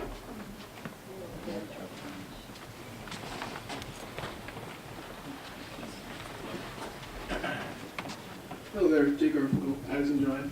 I would just like to say that I've heard a lot of negative comments, and I'd like to comment that I'm a senior in Millburn High School, and I'm very interested in politics. So I took a look at the election data, actually, just to look at it, and I've heard people talk about a mandate. What's interesting is, you know, over these last few elections, what they've really failed to differentiate is that the people who were elected out of office happen to be Republicans. And if you look at the data for the town, nationally, they're on par with how the 16 districts and mail-ins voted in terms of for the Republicans and Democrats. So partisanship is something that we're ignoring here in an issue like this. And for people to claim that there's a mandate seems kind of presumptuous when there's other issues at play. So I just wanted to comment that because I think that's information that wasn't discussed.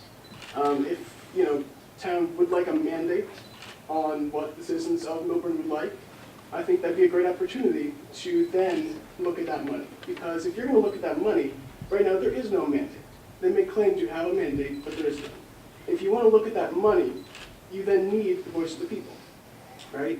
So what that implies is you're going to look at that money, and you're going to then, with the will of the people, through a vote or referendum, not through a partisan election, you're going to have to take that money and then put it to a project, with a formal plan, of course. Because I also have not heard a plan. I've heard the word fencing, and I've heard safety, and I've heard using the funds. And of course, yes, that requires funds, but it doesn't seem like there's a $5 million plan in place yet. So that's all. Thank you very much. Thank you. Anyone else?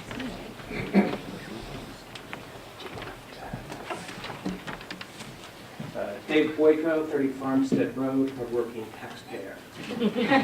Not to reiterate what others have said, but it's a bit appalling that you bring a measure for fiscal responsibility when you have no fiscal analysis to back it up or to do the cost-benefit analysis. And you do it in a lame duck session after an election in which Complete Streets was once again voted against by the will of the people. It's really an appalling measure of poor government. Thank you.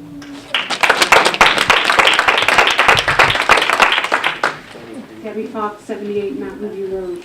I mean, it's a new America and it's not a good one, but we don't need to follow what is going on in Washington. This is not a dictatorship. The people have spoken. You have no answers for us. You don't know the interest that we're paying. You don't know what we're making on it. How can you just push this through? It's a disgrace. Please, I mean, don't do this.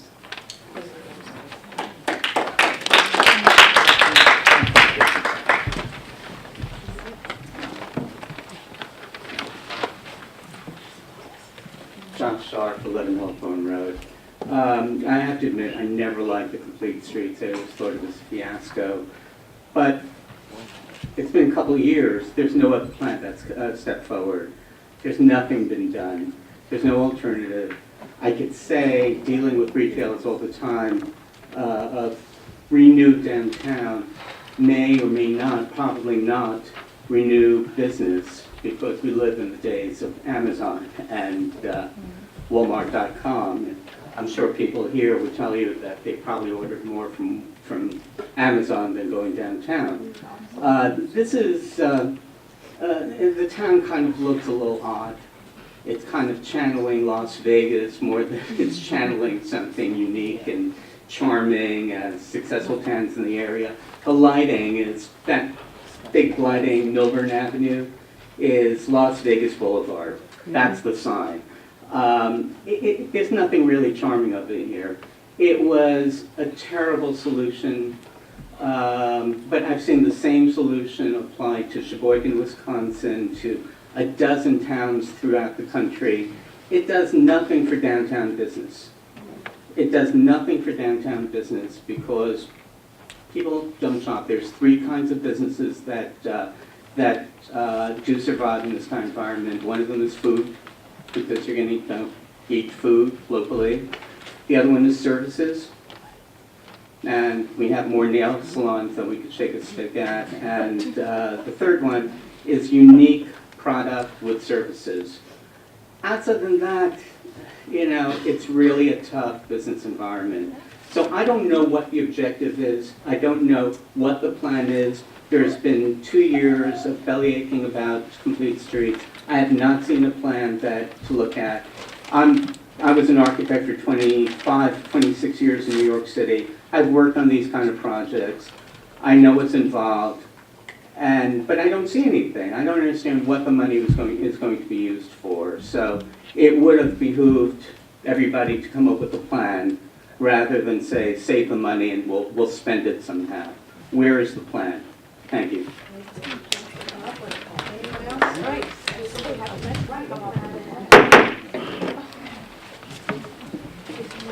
Sarah Sherman, Greenwood Drive. I had no voice. I wasn't planning to speak. But I really have to ask, why are you doing this now? This makes little sense to me. I would very much be supportive of some kind of committee that re-examine this project.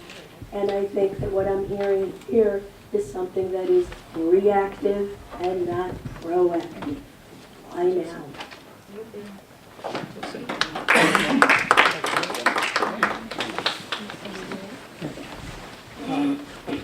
Mark Stahl, 66 Windermere again.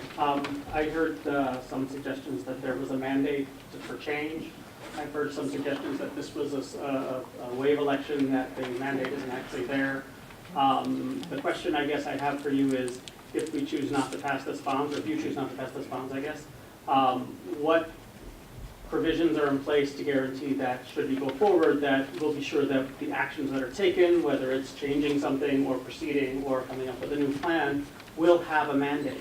What procedures are in place to make sure that the public will have an actual say in the next phase of the development of Millburn?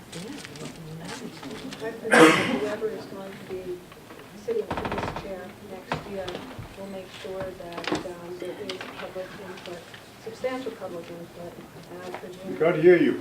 I'm sorry. I said that I'm presuming that whoever's going to be sitting in this chair next year will be looking very much toward having substantial amount of public input in whatever the next, going forward, looking back, looking forward, whatever it may be. So Leave them the money to do yeah, it. exactly. Excuse me. You know not to shout. I mean, this is like every It's a single, long every trip. meeting you're here. All you do is shout from the back. That's not true, Cheryl. But let me tell you something. No, I'm tired of being left Excuse me, I have the so floor. it's done. Excuse me, Miss. Someone else is speaking. I was trying to hear what provisions and how the system will work in order to make sure that there's Well, sufficient public input and public, not just public input, but the word mandate has been bandied around, and I think it's a little bit overstated. And I'd like to know what provisions there are to make sure that there really is some agreement. Because I'd personally like to see some development of this town. I get off that train station and I'm kind of appalled at what I see. And I have been pushing for curb cuts in the neighborhoods I was living on and bump outs for years to make pedestrian traffic better. And so I'm not exactly sure what these issues that people are. I'm new to the town, as I said, that people are up in arms about. I would like to be able to place I can get off at the train and go to a restaurant and meet my family. And I can't do that now in a very good way. And that, so I'd like to know that mandates are actually going to be achieved, or at least going to be attempted to get some of this. So the process will be, whoever's sitting in this chair will create a process. That's really, because there really is no process in place as you sit here today. Whoever it is that will create a process. May I speak? Thank you. We would hopefully have 5 committee members who will be working together. This was a very rough few years, but no matter what we choose to do, we have to have the funding in place. Even if we want to hire... That's not addressing his question. It is there. We have to be able to work together. We need to have a committee and bring in our own people. The history, I'll give you a quick summation.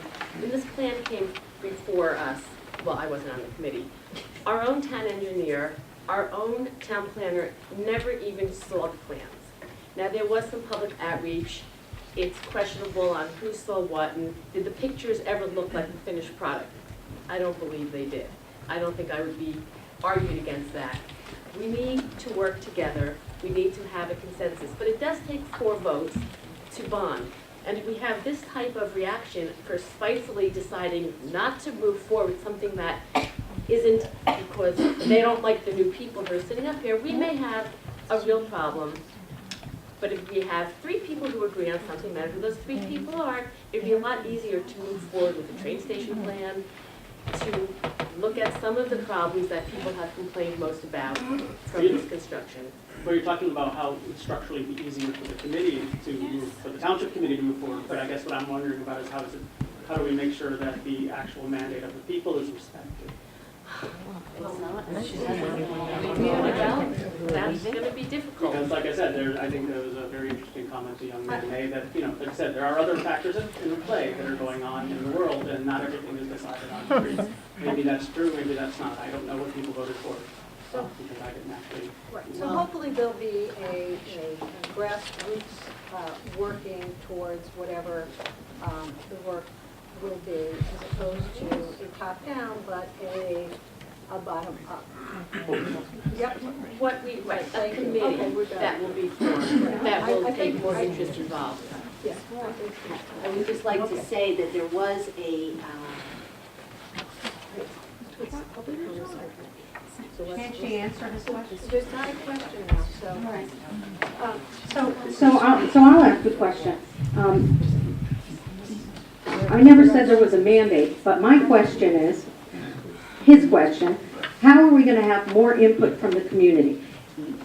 When I've been watching the elections for the last several years, so the questions that have, the campaign has been run on issues, especially complete streets. It's been the main issue in every election in the last 3 years. And the suggestion that's been coming forward is to have an ad hoc committee. It is something that you, Mayor, agreed to prior to your reelection, but then once you were reelected, you ignored that. You chose not to do it. You chose not to form an ad hoc committee of townspeople, including the planner, the town engineer, the traffic engineer, etc., even though you campaigned on that. But that's a good way to get the input of the people, would be to have an ad hoc committee. And that is something that people have been asking for vocally, repeatedly for several years. Why has no plan been put in place for the last couple of years? Because the Township Committee has been paralyzed because there have been factions. Now, we finally got together enough people with the incoming majority to put together a plan. So why tie their hands? Why do it now?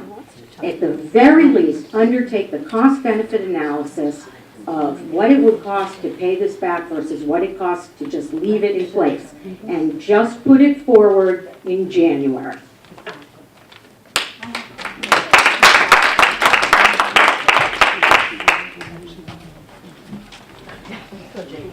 Sorry, Jay Garfinkel, Addison Drive. I'd just like to make a brief addendum because I have the data right now. I'm going to be releasing this. Okay. So it's the 16 electoral districts from the last election, just to add figures to my words. If you look at the 4 highest districts that voted for Menendez and Malinowski nationally, those 4 districts also voted, those were 4 of the 5 highest voting districts for the Democratic candidate. If you look at the lowest voting districts for Malinowski and Menendez in the town, those are also the lowest voting districts for the Democratic candidate. The actual largest break in the demographic is in District 1, the downtown, which is moderately Democratic, but high for the Democratic candidate. And most other districts that broke with the demographic trend include moderately high Democratic districts that voted for the Republican candidate. So the balance of districts that voted against the demographic were actually in favor of the Republican candidate. What this means is that the partisanship helped Democrats, helped Republicans, but those who broke with partisanship actually favored the Republican over the Democrat in terms of breaking with the trends. I'll be releasing the data, of course, but it makes more sense if you're looking at it. But I just want to clarify that the election was not a mandate on the issue. what's your Thank point? you. Okay, no, hold it, stop. No, wait, okay. Let us, what your point isn't really necessarily appropriate, but let's just let the public comment finish, and then we'll close the public, and then anybody who wants to make a comment from the committee can then make a comment. So let's try to just keep it, hold your thought, I'm sorry, Sam, but just hold your thought. So it'll just keep going. Thank you. If I may I just show Ms. Eglo, she asked me what my point was? I'll be happy to take your information.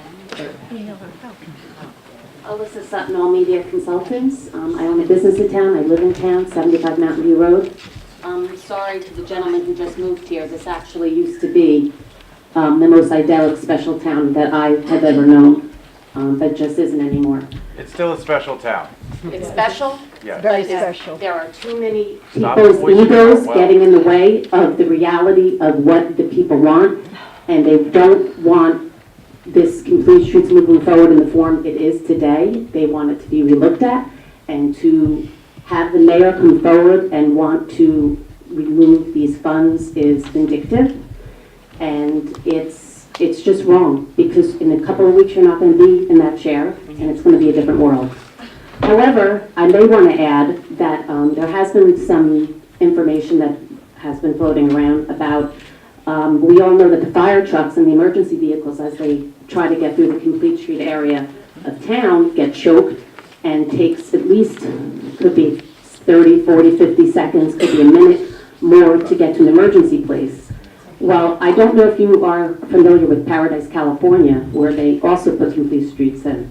They are now actually saying the people who were evacuating in Paradise, California died en route out because the whole town was so choked and they couldn't get the people out timely. So this Complete Streets is much bigger and much more potentially dangerous than just someone trying to get to the Millburn Deli or to the movie theater. This really needs to be paused. The money needs to be paused, not diminished, and it needs to be looked at by professional people who can help the town come up with a fiscally responsible plan.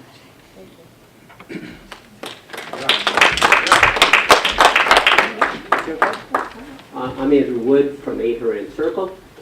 Quick question for you. Do we still have Complete Streets on the books, right? I think Phase 2 is still active.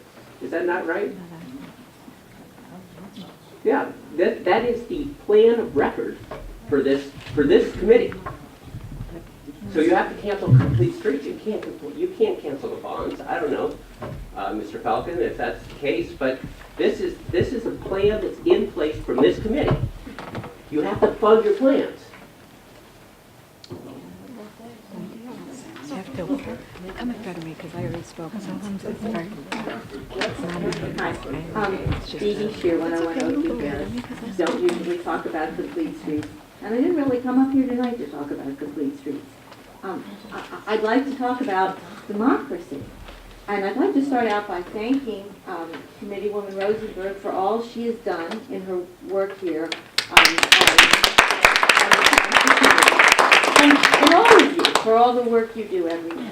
But for an outgoing majority to try to control the incoming majority, no matter if it's a wave or what's the or the other word, or mandate, that is fundamentally undemocratic. And it's a bad example for our township students, for everybody. However this election came down, it was an election. And in our system, we have to move on and let the new majority do what they believe is best to do. No one really knows what's the best. Well, I shouldn't say that. On my issues, I know what's the best thing to do. This doesn't happen to be my issue. So I would ask you, all of you, and especially you, Mr. Levy, because I think this may be up to you, to think about democracy here. We see on TV in some of these Midwest states that now have a Democratic governor and a Republican legislature, how the Republican legislature is trying to hamstring the new government. We don't want that here in Millburn Township. This isn't, Alabama or even the right-wing sections of the Midwest. So I would ask that you please think about democracy before you take a vote on this issue.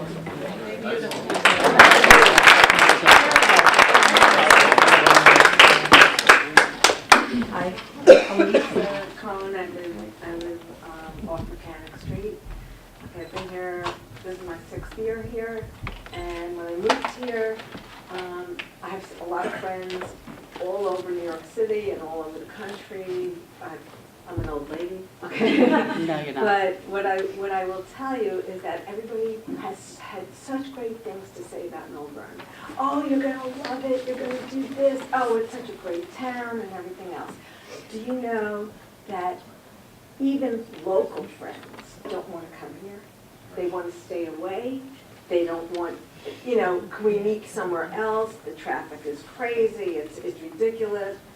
It's just a hassle. I babysit, and I have parents in Livingston who don't want to come down to dinner here anymore. They go elsewhere because it's just a hassle to get in and to get out.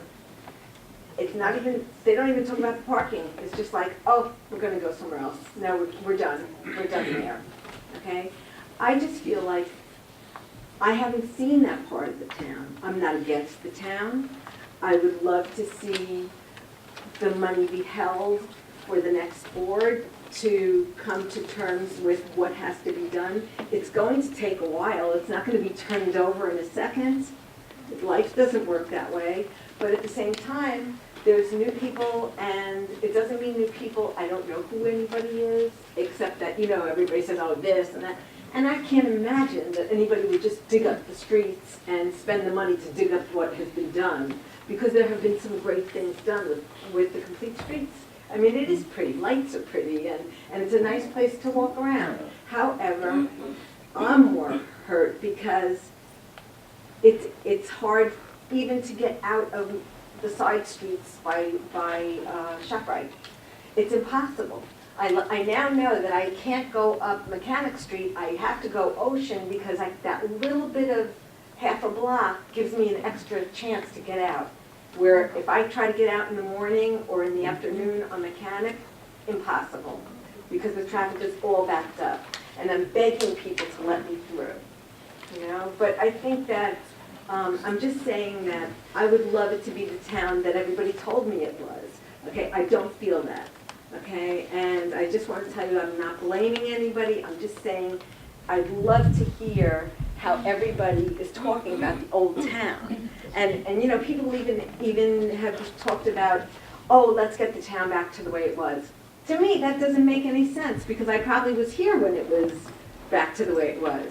But it's such a change, and it's scary. It's scary that it's a change. This is not particularly to any one person. Mayor, I hope you understand that. I have no idea, really. We've never met.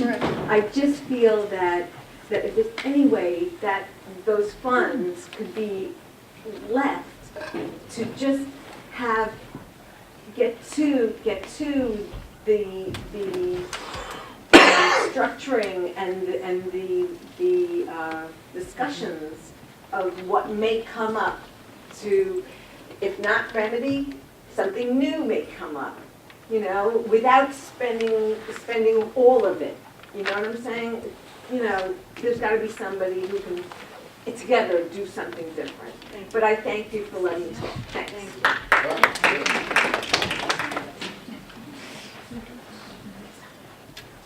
It is so interesting to hear people come up and talk about democracy and to talk about the majority on the township committee making the best decision that they can, because that's exactly what was done when Complete Streets Plan was adopted. I just want to re-report on 2 articles that addresses the chronic allegations that there was exclusion of some constituencies in this town.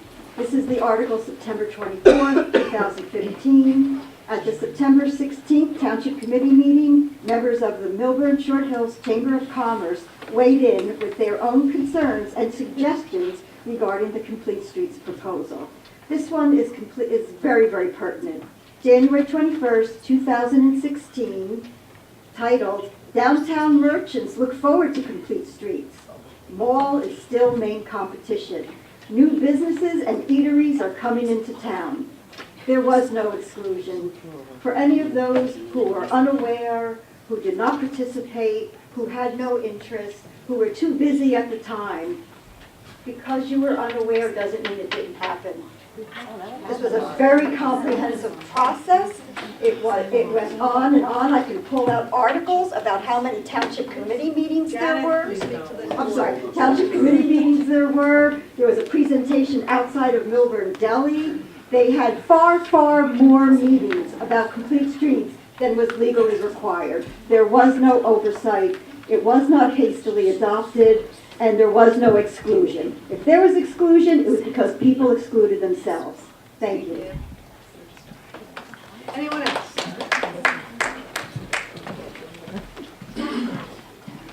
Tara Purpose, 206 Millburn Avenue. So Cheryl, I sent you this email today. I'm going to read it. just so that we can all know where I stand as In case you don't know me, I'm going to be your new township committee woman, so. In January, I will be sitting on this board, so, and I'm just going to read it as I wrote to Cheryl. Hi, Cheryl.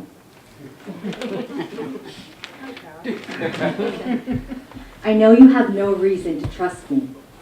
Oh, the title of it was Reason to Keep the Remaining Borrowed CS Funds, and I had no intention of reading this tonight. Okay, oh great. This is our moment, Cheryl. Hi, Cheryl. I know you have no reason to trust me. I know that both you and Sam have made plenty of assumptions about me. It will only be through my actions that you will see my intentions and values.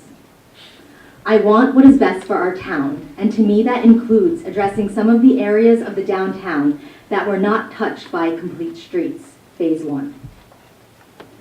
Here is a list I sent to Sam. I also communicated with Sam.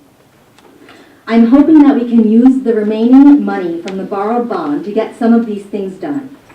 I have no attachment to any particular order and believe we need buy-in from our community in a bottom-up approach. That means All of you. yes. Sorry. Lots of conversations to be had and plans to be agreed upon before anything starts. We need to start building consensus, compromise. 1. Evaluate the Millburn train station drop-off, addressing safety concerns. 2. Evaluate the intersection of Glen and Lackawanna, addressing safety and traffic concerns. 3. Upgrade Locust Grove parking lot, addressing parking issues. 4. Evaluate Upper Millburn Avenue, addressing safety, traffic, and parking concerns. Number 5. Connect lots 1 and 2, addressing parking concerns. 6. Evaluate the entrance to Taylor Park off of Millburn Avenue and find ways to make it more accessible and inviting with lighting and reconstructed non-asphalt paved paths. Number 7, revitalize Taylor Park. I do believe we need to reevaluate the completed Phase 1 of Complete Streets, and I will advocate for a balanced and fair ad hoc committee made up of professionals and stakeholders from all sides. I do think that while we are in the reevaluation mode, we also need to keep moving forward with other parts of the downtown that we can all agree need attention. Before you vote to return the unused monies, I hope you will take into account my request. As I asked of Sam, perhaps you can at least delay the vote until I am sitting on the dais with you in January. Instead of returning the funds, let's work together to address some of the pressing issues in the downtown. Thank you for your consideration. See you in closed session. Tara.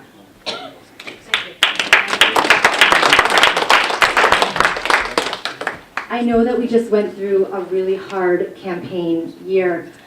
Lots of things were said about me that did not come out of my mouth. I do not advocate ripping anything up.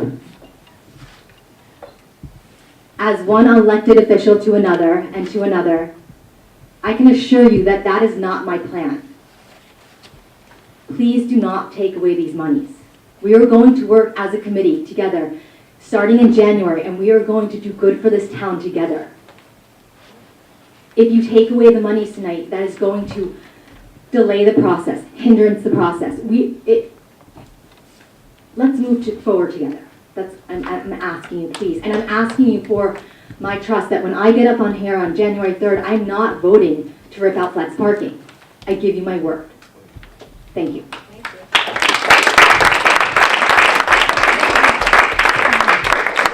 Anyone else from the public? So public session is closed. So now, back to this committee. I know, Ms. Lieberberg, you want to make a comment? I just want to add that under your tutelage and direction, we completed a community-wide survey. And at at that juncture, we polled both members of the community as well as outside members of the community. After the results were tallied and tabulated, then we had what I believe was a pretty strong sample size of both community and non-community members. Then we took, some members of the community took umbrage with the process that survey was taken. So I think you were able to garner a significant sample size of what the community wanted during that time. And I feel that to ignore that input and that community participation is really unconscionable. Thank you. Anyone else have any comments they want to make?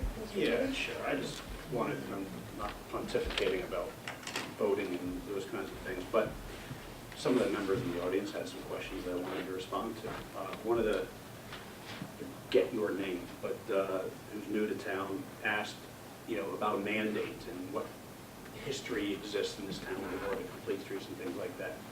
You don't have to take anyone on this panel's word for it. There was a lawsuit by a resident, by two persons, a resident and another person who I'm not sure is a resident, and that lawsuit was taken down the route of a summary judgment motion, and the New Jersey Superior Court issued a very lengthy decision walking the reader through the entire history, because the lawsuit had something to do with the extent to which the public was involved in having a voice on complete streets, among other things.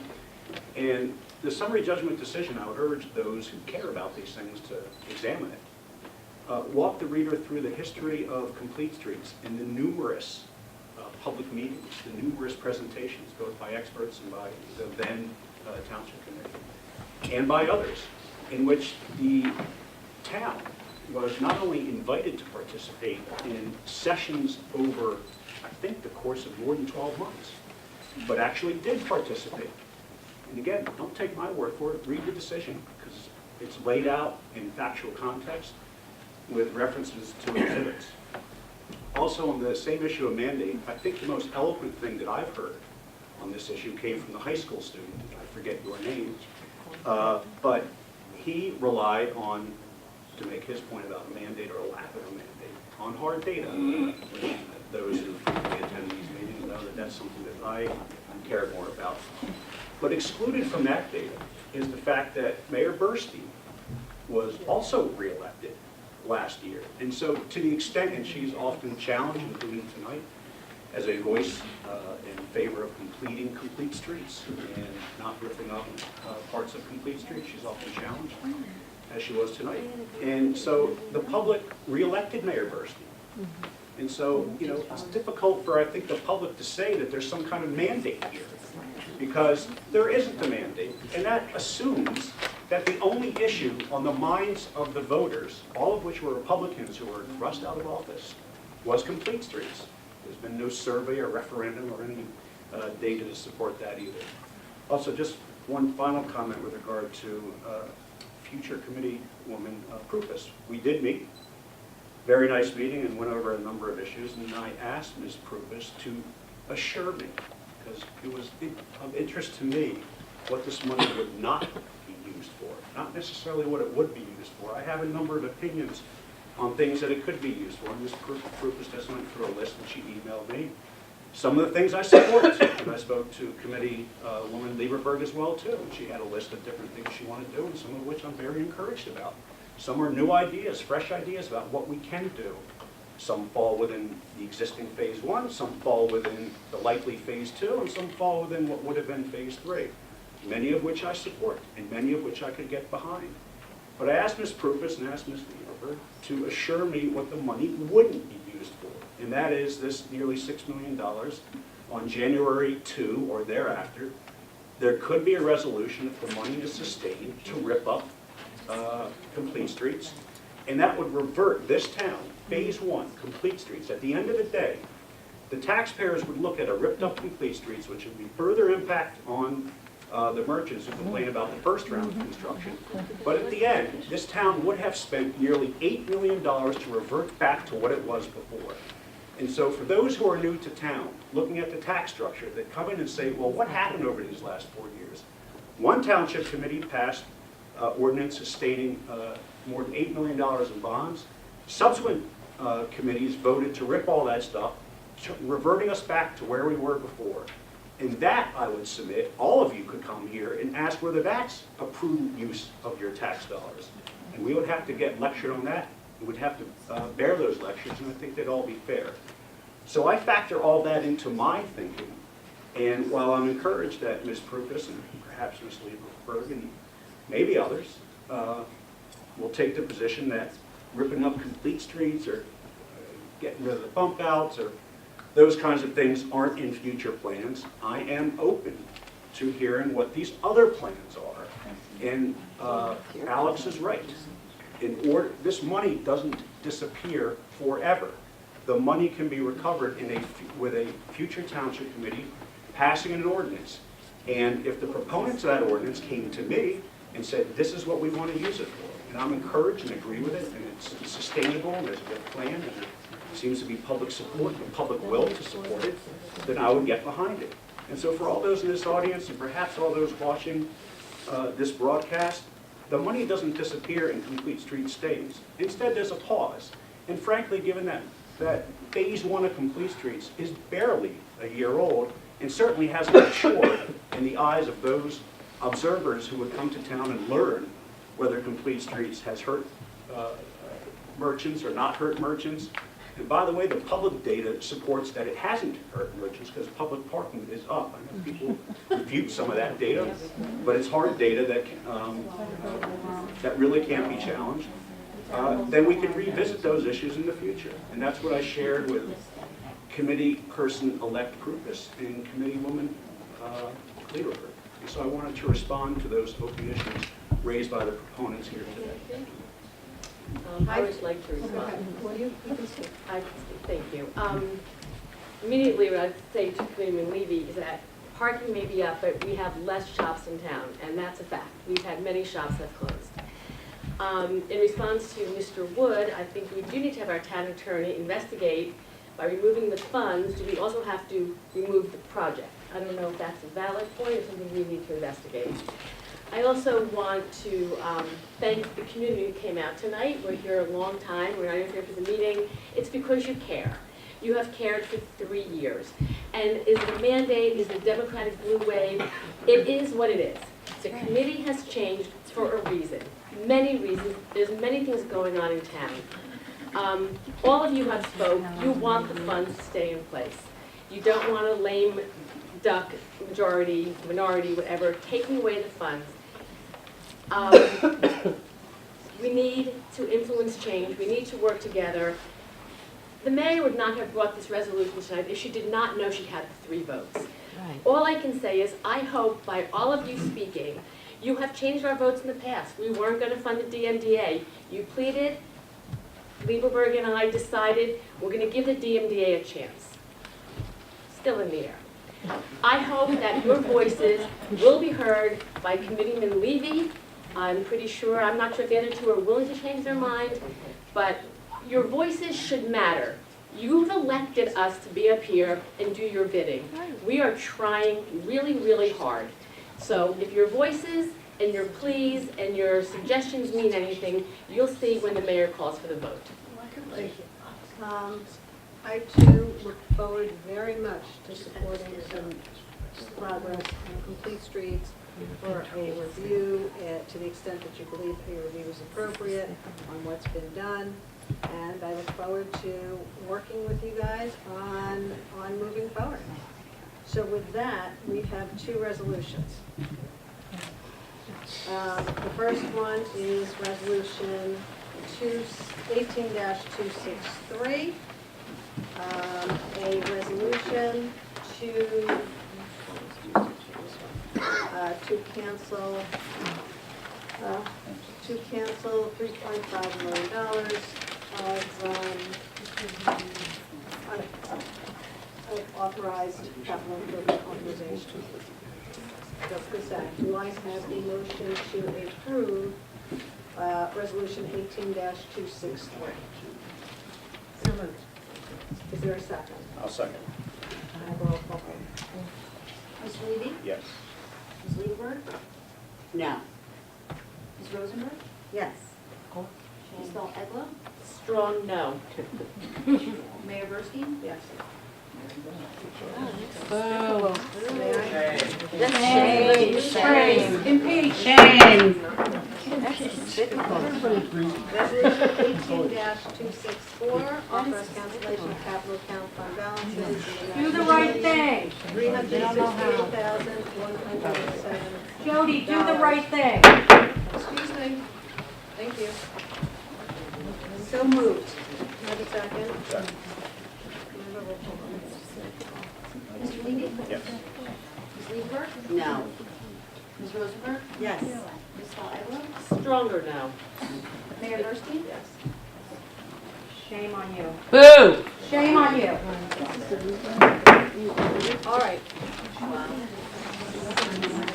Ordinances. We are in the process of doing business, people. Thank you.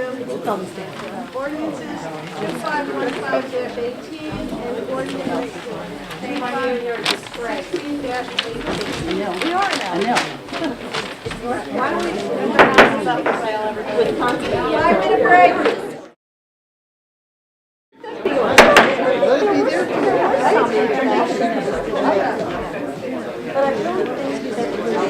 It was an unfortunate.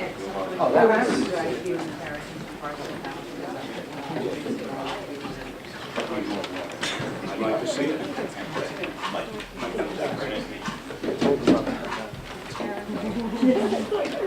Ordinance. Read it clearer. Ordinance 2515-18 and ordinance 2516-18, the third, second reading and hearing on ordinances. The second. We can't seem to get the notice proper on The this notice one. issue, again? Yeah. Just The next items on the agenda concern ordinances 2515-18 and 2516-18, which were adopted on first reading by the Township Committee on October 16th. Both ordinances are in reference to acquisition of drainage easements, interest, as well as temporary construction easements in portions of properties located in the township on Horan Circle, on which to locate pipes and related flood control equipment underground. The installation of the pipes and equipment will allow the existing Gilbert Place stormwater pumping station to handle a higher volume of stormwater. Due to the item of Millburn and Short Hill's error in not publishing the public hearing notices as directed, the second reading and public hearings on these ordinances will not be considered this evening. The publication notice will be placed in the December 6th item stating that the ordinances will be taken up on second reading and for the hearings to take place at the next regular Township Committee meeting scheduled for December 18th. May I have a motion to defer the public hearings of ordinances 2515-18 and 2516-18 to the December 18th Township Committee meeting, which begins at 7:30 p.m. So moved. May I have a second? Second. I have a roll call vote, please. Mr. Levy? Yes. Ms. Lieberberg? Yes. Ms. Rosenberg? Yes. Ms. Dahl Eglo? Yes. Mayor Bursky? Yes.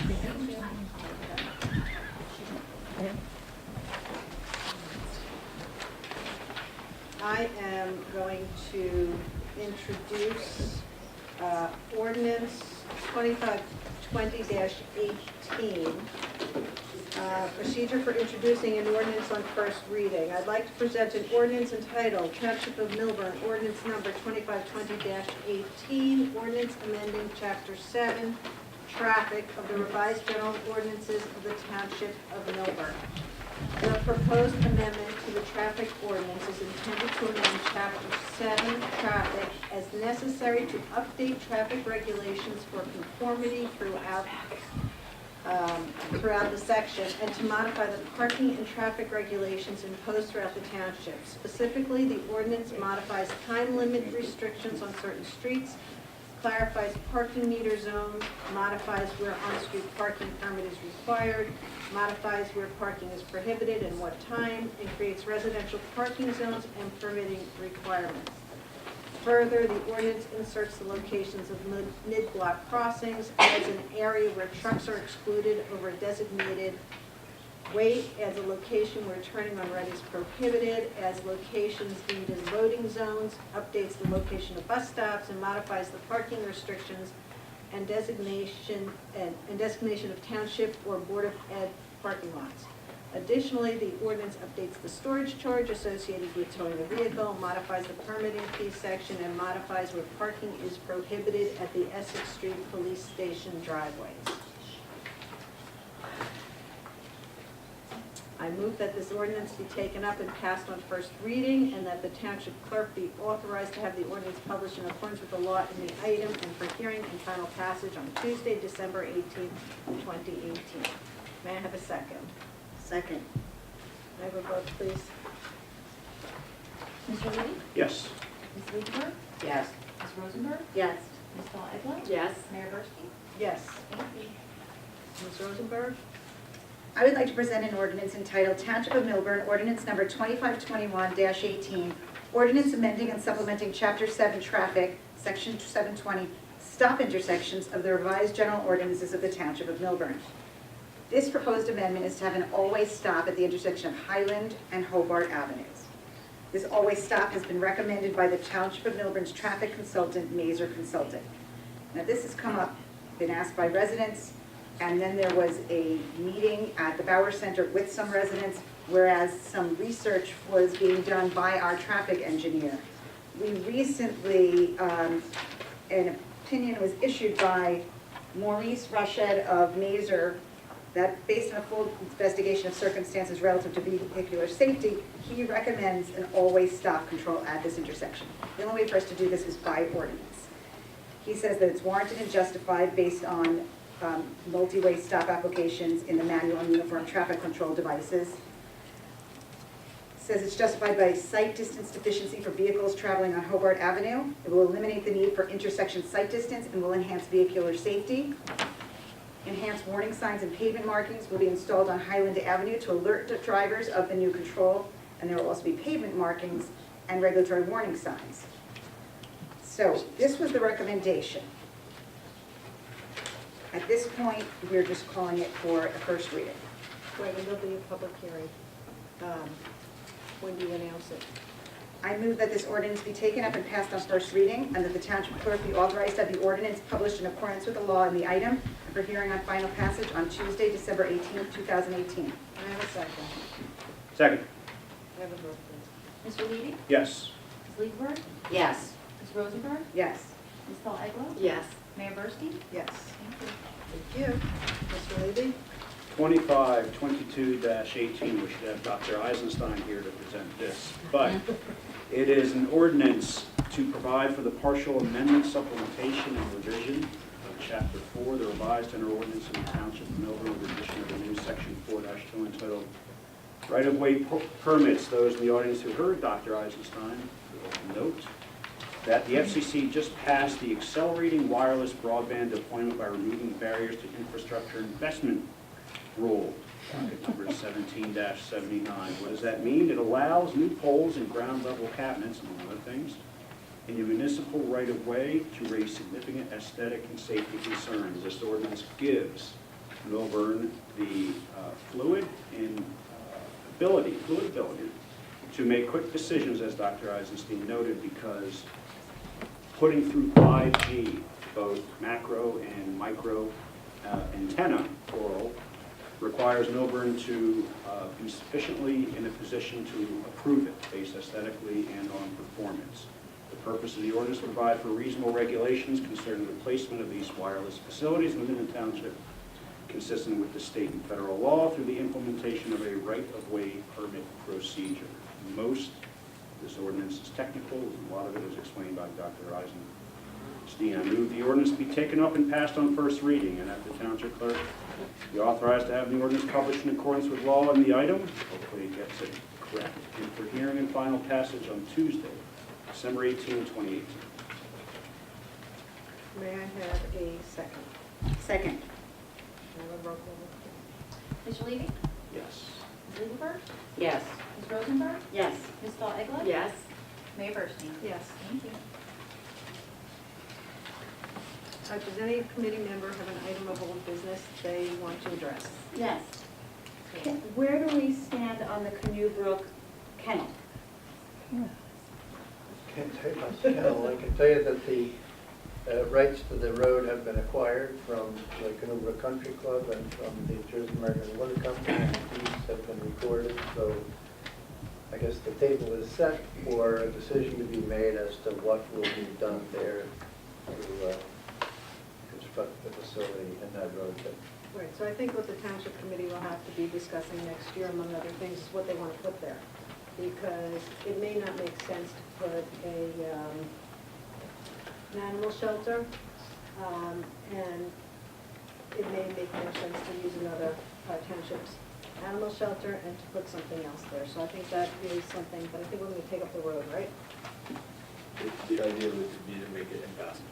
But it will not be a passable road, correct? Correct. Well, it can't be passable because there's a contract with the developer, which language I changed that renders it not passable. And you can't change it by ordinance or deed transfer either, based on the language in the agreement, otherwise the developer's in default.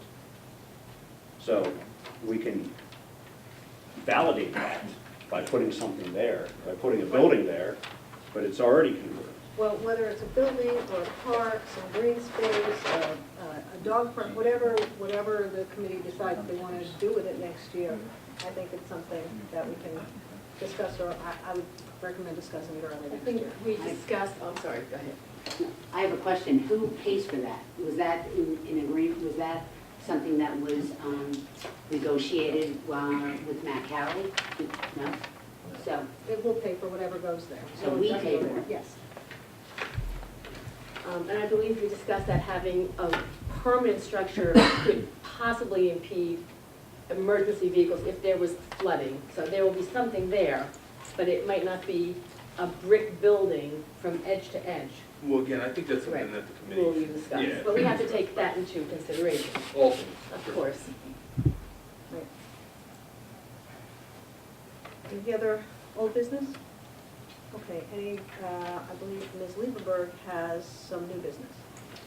yes, it has come to my attention that there are multiple private homes in our township that are listed on Airbnb and VRBO for short-term rentals. A basement, a spare bedroom.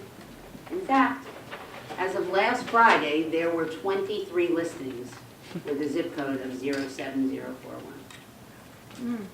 I would like to look into and propose for potential consideration an ordinance that would eliminate short-term rentals less than 30 days in our community. I personally don't believe these short-term rentals belong in our neighborhood, but I would certainly like to discuss this with my fellow committee members. Safety, noise, garbage removal, and overall community wellness. And I just want to clarify that I'm not talking about individuals that are renovating a home and in need of a short-term rental. My concern is the odd weekend or weekday guest when the neighbor rents out their basement or the spare room. And during my attendance at the New Jersey League of Municipalities, there was a vendor there that monitors these listings on numerous websites that can assist the township from knowledge and potential enforcement for violations. I've asked Alex and administration to look into some of these viable options for monitoring, and I'd like to bring this back up around for both a committee and community discussion in early 2019 when I have more data. Thank you. Thank you. Any other new business? Just a comment on that. Somebody in the public reported to me on Sunday evening there were only 6 listings combined on VRBO and Airbnb, sticking in both zip codes, both Millburn zip codes. Wow. Now, I didn't undertake that research myself. It was reported to me. I don't vouch for the accuracy of it. Well, actually, this was not, when I wrote my notes, it was not this past Friday, it was the Friday before, so. So Sunday evening there were 6 according to this searcher. So this was, well, this was the Friday before, so prime time for a weekend rental. Thanksgiving. I think also, just to be clear, that the site that they're, that Ms. Lieberberg was speaking about actually takes you 50+ short-term rental sites, whether it's surf couch, couch surfer, or things like that. So it's an So aggregate, it might be. it's not just Okay. Airbnb, VRBO, and it's, All right, that's not how it was presented. Sorry. The Township Committee took this up several years ago. I have to file ordinances that other places have adopted, and at least as of that date, I can share that with you. great. I think that's a great idea. Okay. I have an item of new business. Mayor, I propose that the Township Committee adopt by ordinance a municipal ethics board tasked with promulgating a municipal code of ethics. In New Jersey, in order to promote confidence in the legal system, we have the Office of Attorney Ethics, which has local ethics boards populated by volunteers who are responsible for investigating claims of ethics violations.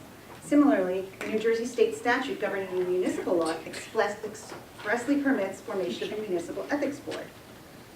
Based on my research and consulting with our attorney, our municipality has never considered nor implemented forming one. Yet in my term, I've become aware of the following conduct by local government officers: Facebook and other social media violations, using emails of township employees for political purposes, elected officials using offensive language in public, threatening volunteer members of boards. So I think that such a body would promulgate a municipal code of ethics for all local government officers and employees. And this board would have the power to investigate violations, issue subpoenas, impose penalties, and forward referrals to the county prosecutor and attorney general. Members of this board shall be chosen based on their reputation for integrity and knowledge of government affairs. And interestingly, under the state statute, of the 6 members that would populate such a committee, the law provides that no more than 3 members should be of the same political party. So now that you'll have a township committee comprised of 5 members of the same political party, I ask the committee to consider this formation. And I expect that this committee will discuss, and I'd like to hear, at least by the next meeting, what your thoughts on. And failing to hear any follow-up on this would just make me question why a committee wouldn't be committed to ethics and promotion of making sure we have some oversight. Thank you. Thank you. Any other new business? Okay. Public discussion, when invited to speak, please come to the lectern, state your name and address, and speak into the podium microphone so your comments can be understood by all and properly recorded. If you are reading from a prepared statement, please give a copy or email a copy.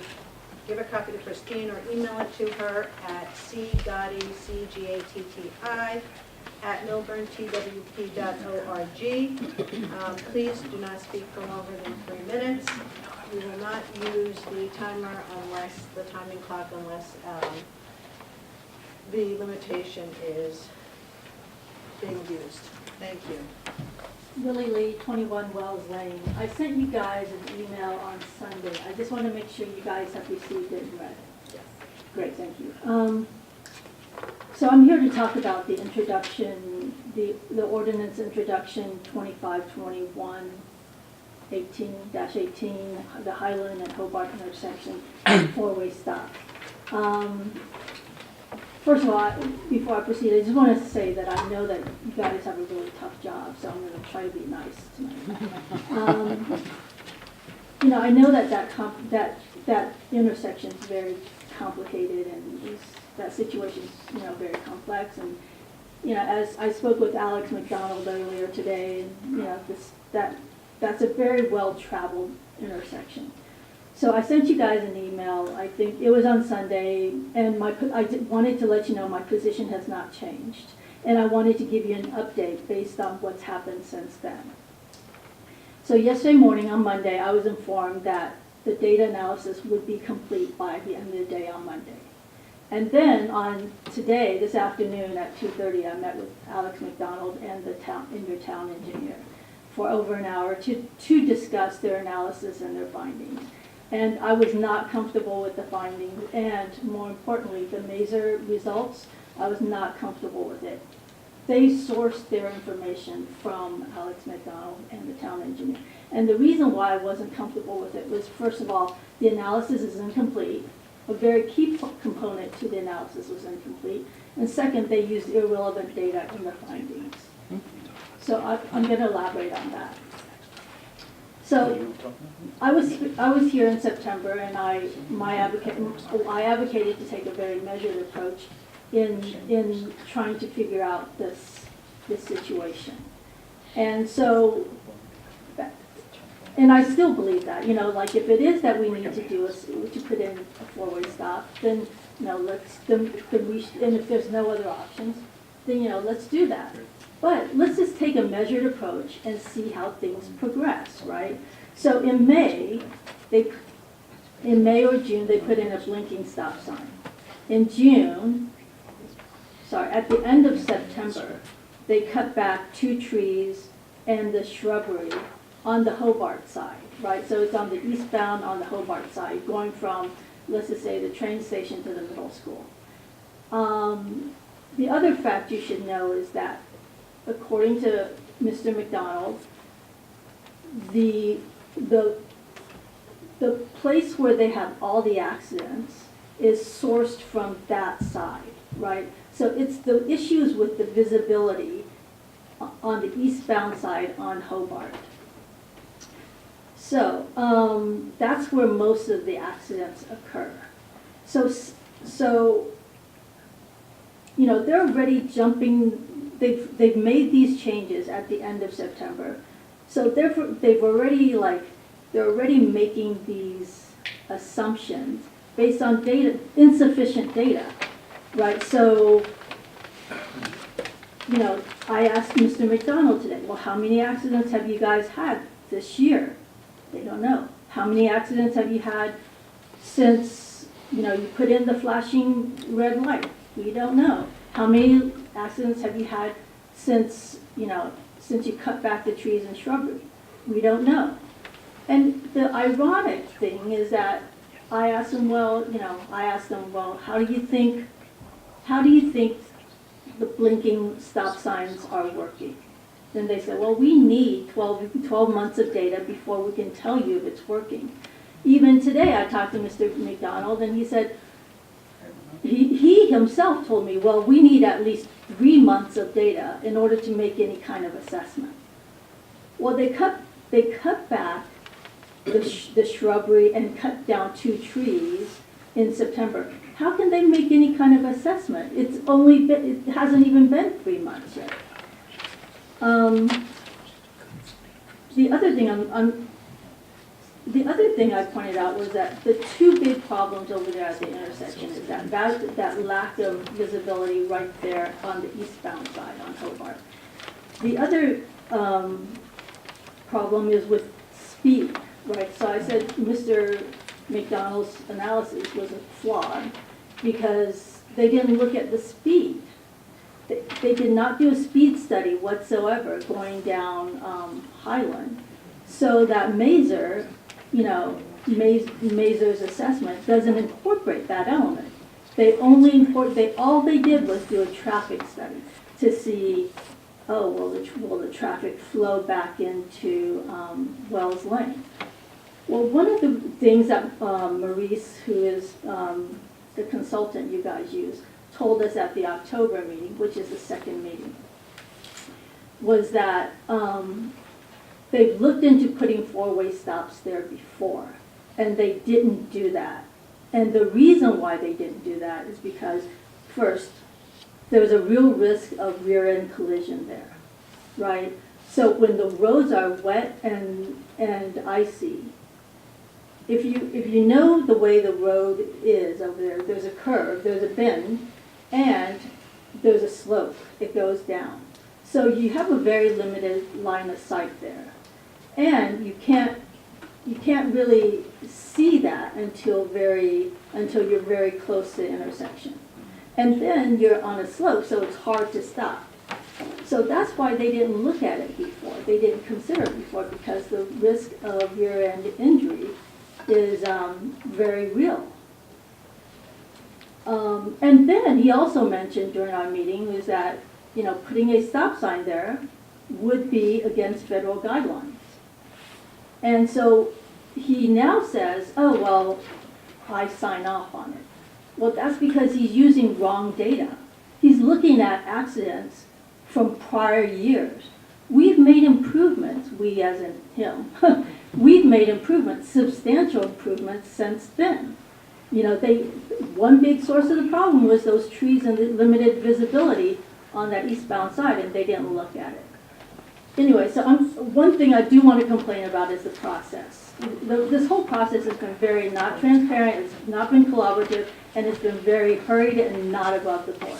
I'm not saying to not pass this at all. I'm just saying, let's table the issue, let's wait till we get some real data and know what we're dealing with, because right now, all the data we have is from 2017 or whatever previous years. I don't know.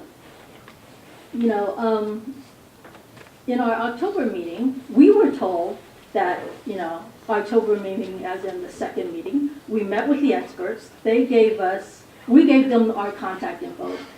They said they were going to crunch through the numbers and get back to us and get our feedback. You know what? That feedback loop didn't happen. And they went. And what's even more disturbing is that this introduction of the ordinance was done even before the analysis was crunched. I said to you guys, I mentioned to you guys that that the town engineer was still crunching the numbers yesterday. This was put on the agenda last week. I mean, it just doesn't seem right to me. It doesn't smell right.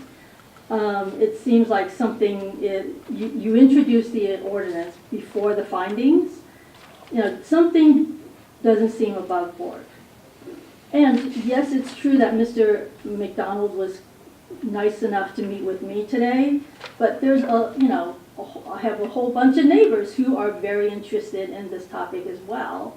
And there wasn't, they didn't put together the right forum to communicate the results to them. And I was told yesterday that I can meet with them today. I just don't understand, this whole lack of due process. There's been no notification that this is going to be on the agenda. They have all the interested parties' contact info. At that October meeting, we gave everybody our contact info. They were supposed to tell us, what's going on. I think they have not been courteous to the residents who are interested in this. And they haven't explained to the residents what the data really is. They showed it to me. Fortunately, I'm fairly good with data, so I was able to pick out these small key facts that, may change Mazur's assessment. This whole thing has been very hurried. Like, even today, I was talking to the town engineer. She said, I was rushing to finish the traffic study. I don't even know the number of accidents year to date.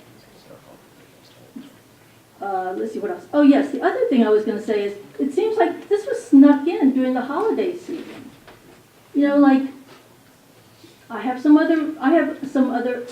I miss my kids' holiday concert to be here. I have two other neighbors who wanted to be here, but one of them had a company holiday party. And then the other one had like some soccer banquet, holiday banquet. So this is a bad timing on wrong data. I think that this is hurried. So anyways, I just really want you guys to have a well thought out plan, not waste the taxpayers' money, and not create other safety hazards. And I am still requesting to form an ad hoc committee for the Short Hill train station. Thank you. May I ask a question, please? Why is this going through on the second read in 2 weeks instead of normal and customary 1 month differential? Okay, glad I asked a good question. Why is it going? Because if we're going to deal with it, it has to be this year. Because we can't carry ordinances from one committee to another committee. So if we're going to deal with it, it'll be this year. If we decide not to deal with it, then it'll be tabled until next year's committee. So would we choose to table it after we have public comment? Because what if people also Yeah, can't no, come on December 18th? We'll hear public comment. Let's finish public comment. We'll close public comment, and then if we want to address this, we can. But I'd rather just have public comment finished. Okay, first. but it's important to let these Understood. people know they should have to get here December 18th. Right, so if we're going to move forward with this ordinance, okay?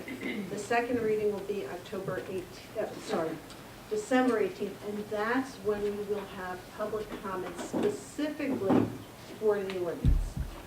Alternatively, the committee may decide, as we're sitting here today, that you've raised some issues that they want to consider, and we'll consider it next year. And then the whole process will start again, being that we'll do a first reading, then there'll be notice, and then there'll be a second reading if we decide to go forward with this particular ordinance. You following me? Yes, and you know what? The holiday season's really terrible for people to come to these kinds of activities, these kinds of events. I came here today because, and I skipped my kids' holiday concert, which you guys know, but it's because I can't make it on the 18th. I understand. So, you know, I just don't understand why it's so hurried, right? I realize you guys have much bigger issues to deal with, and my issue is very small, but it matters to me. You know what, it's no bigger an issue or smaller an issue than other issues, that's number one.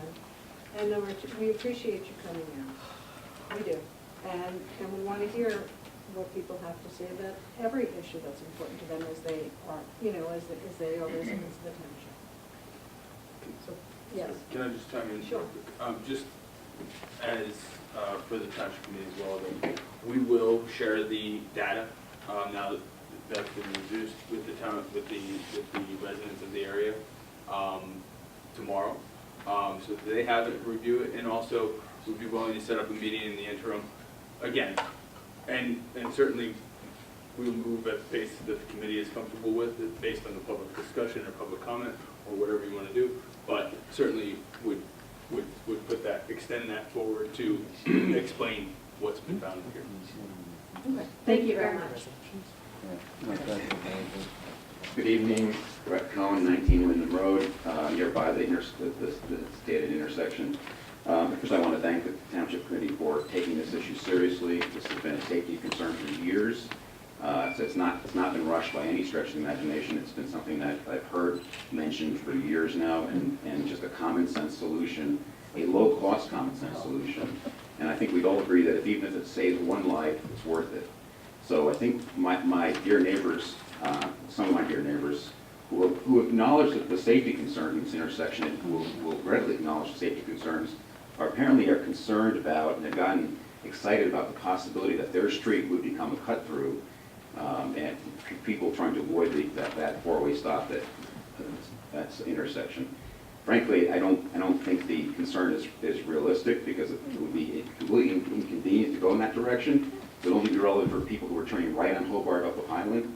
So, and I frankly think if somebody were to go to that length to use their street as a cut through, and that became a problem, there are ways to remedy that, including what I've seen used in other areas that have four-way stops, such as a speed bump on the street that you want to discourage people using as a cut through. So I think if that's the true concern that the folks on Wells have, some folks on Wells have, I think it can be readily addressed. And honestly, I think that adding 2 stop signs to that intersection, which is a low-cost alternative, could also be easily undone if it turns out to be a problem. And so you can imagine sort of every possible traffic control that may be used could have some consequences, and I think that has to be thought through. And then I think the township has done the right thing by engaging a consultant to do so. So I commend the committee. I won't take up much more of your time. I just want to say that I would encourage us not to be stuck in sort of a analysis paralysis here. It's time to do something and get some solutions put in place. So for that, I'll end my comments. Thank you. Thank you. That's quick. Josh Sharp, 11 North Fulton Road. Solution for you, Jackie. Most towns have a rooming house ordinance, and I don't think we have one, and it's something that's worth looking into. I have a couple of issues. One of them is an issue with a solution. How often does that come around? One of my daughters came home, moved home between apartments, and I had to drive her to the Short Hill station. Making that left turn under the train trestle on Short Hills Avenue, you take your life into your hands because you don't know what's coming, and the same thing on Chatham Road.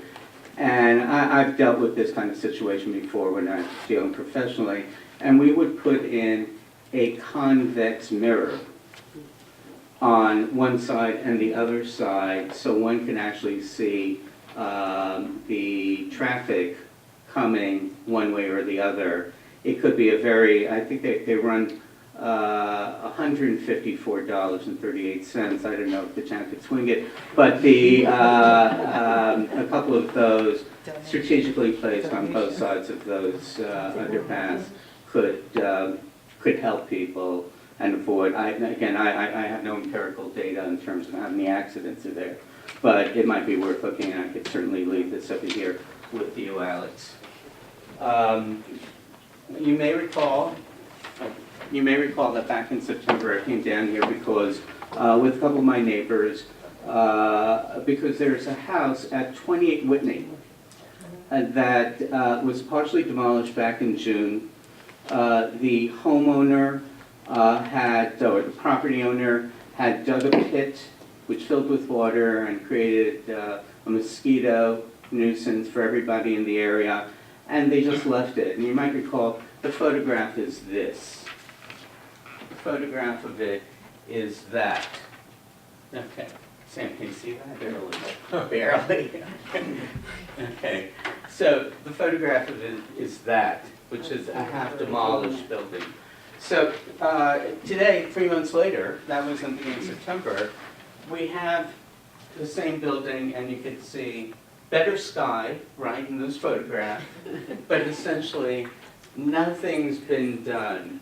And it remains the same.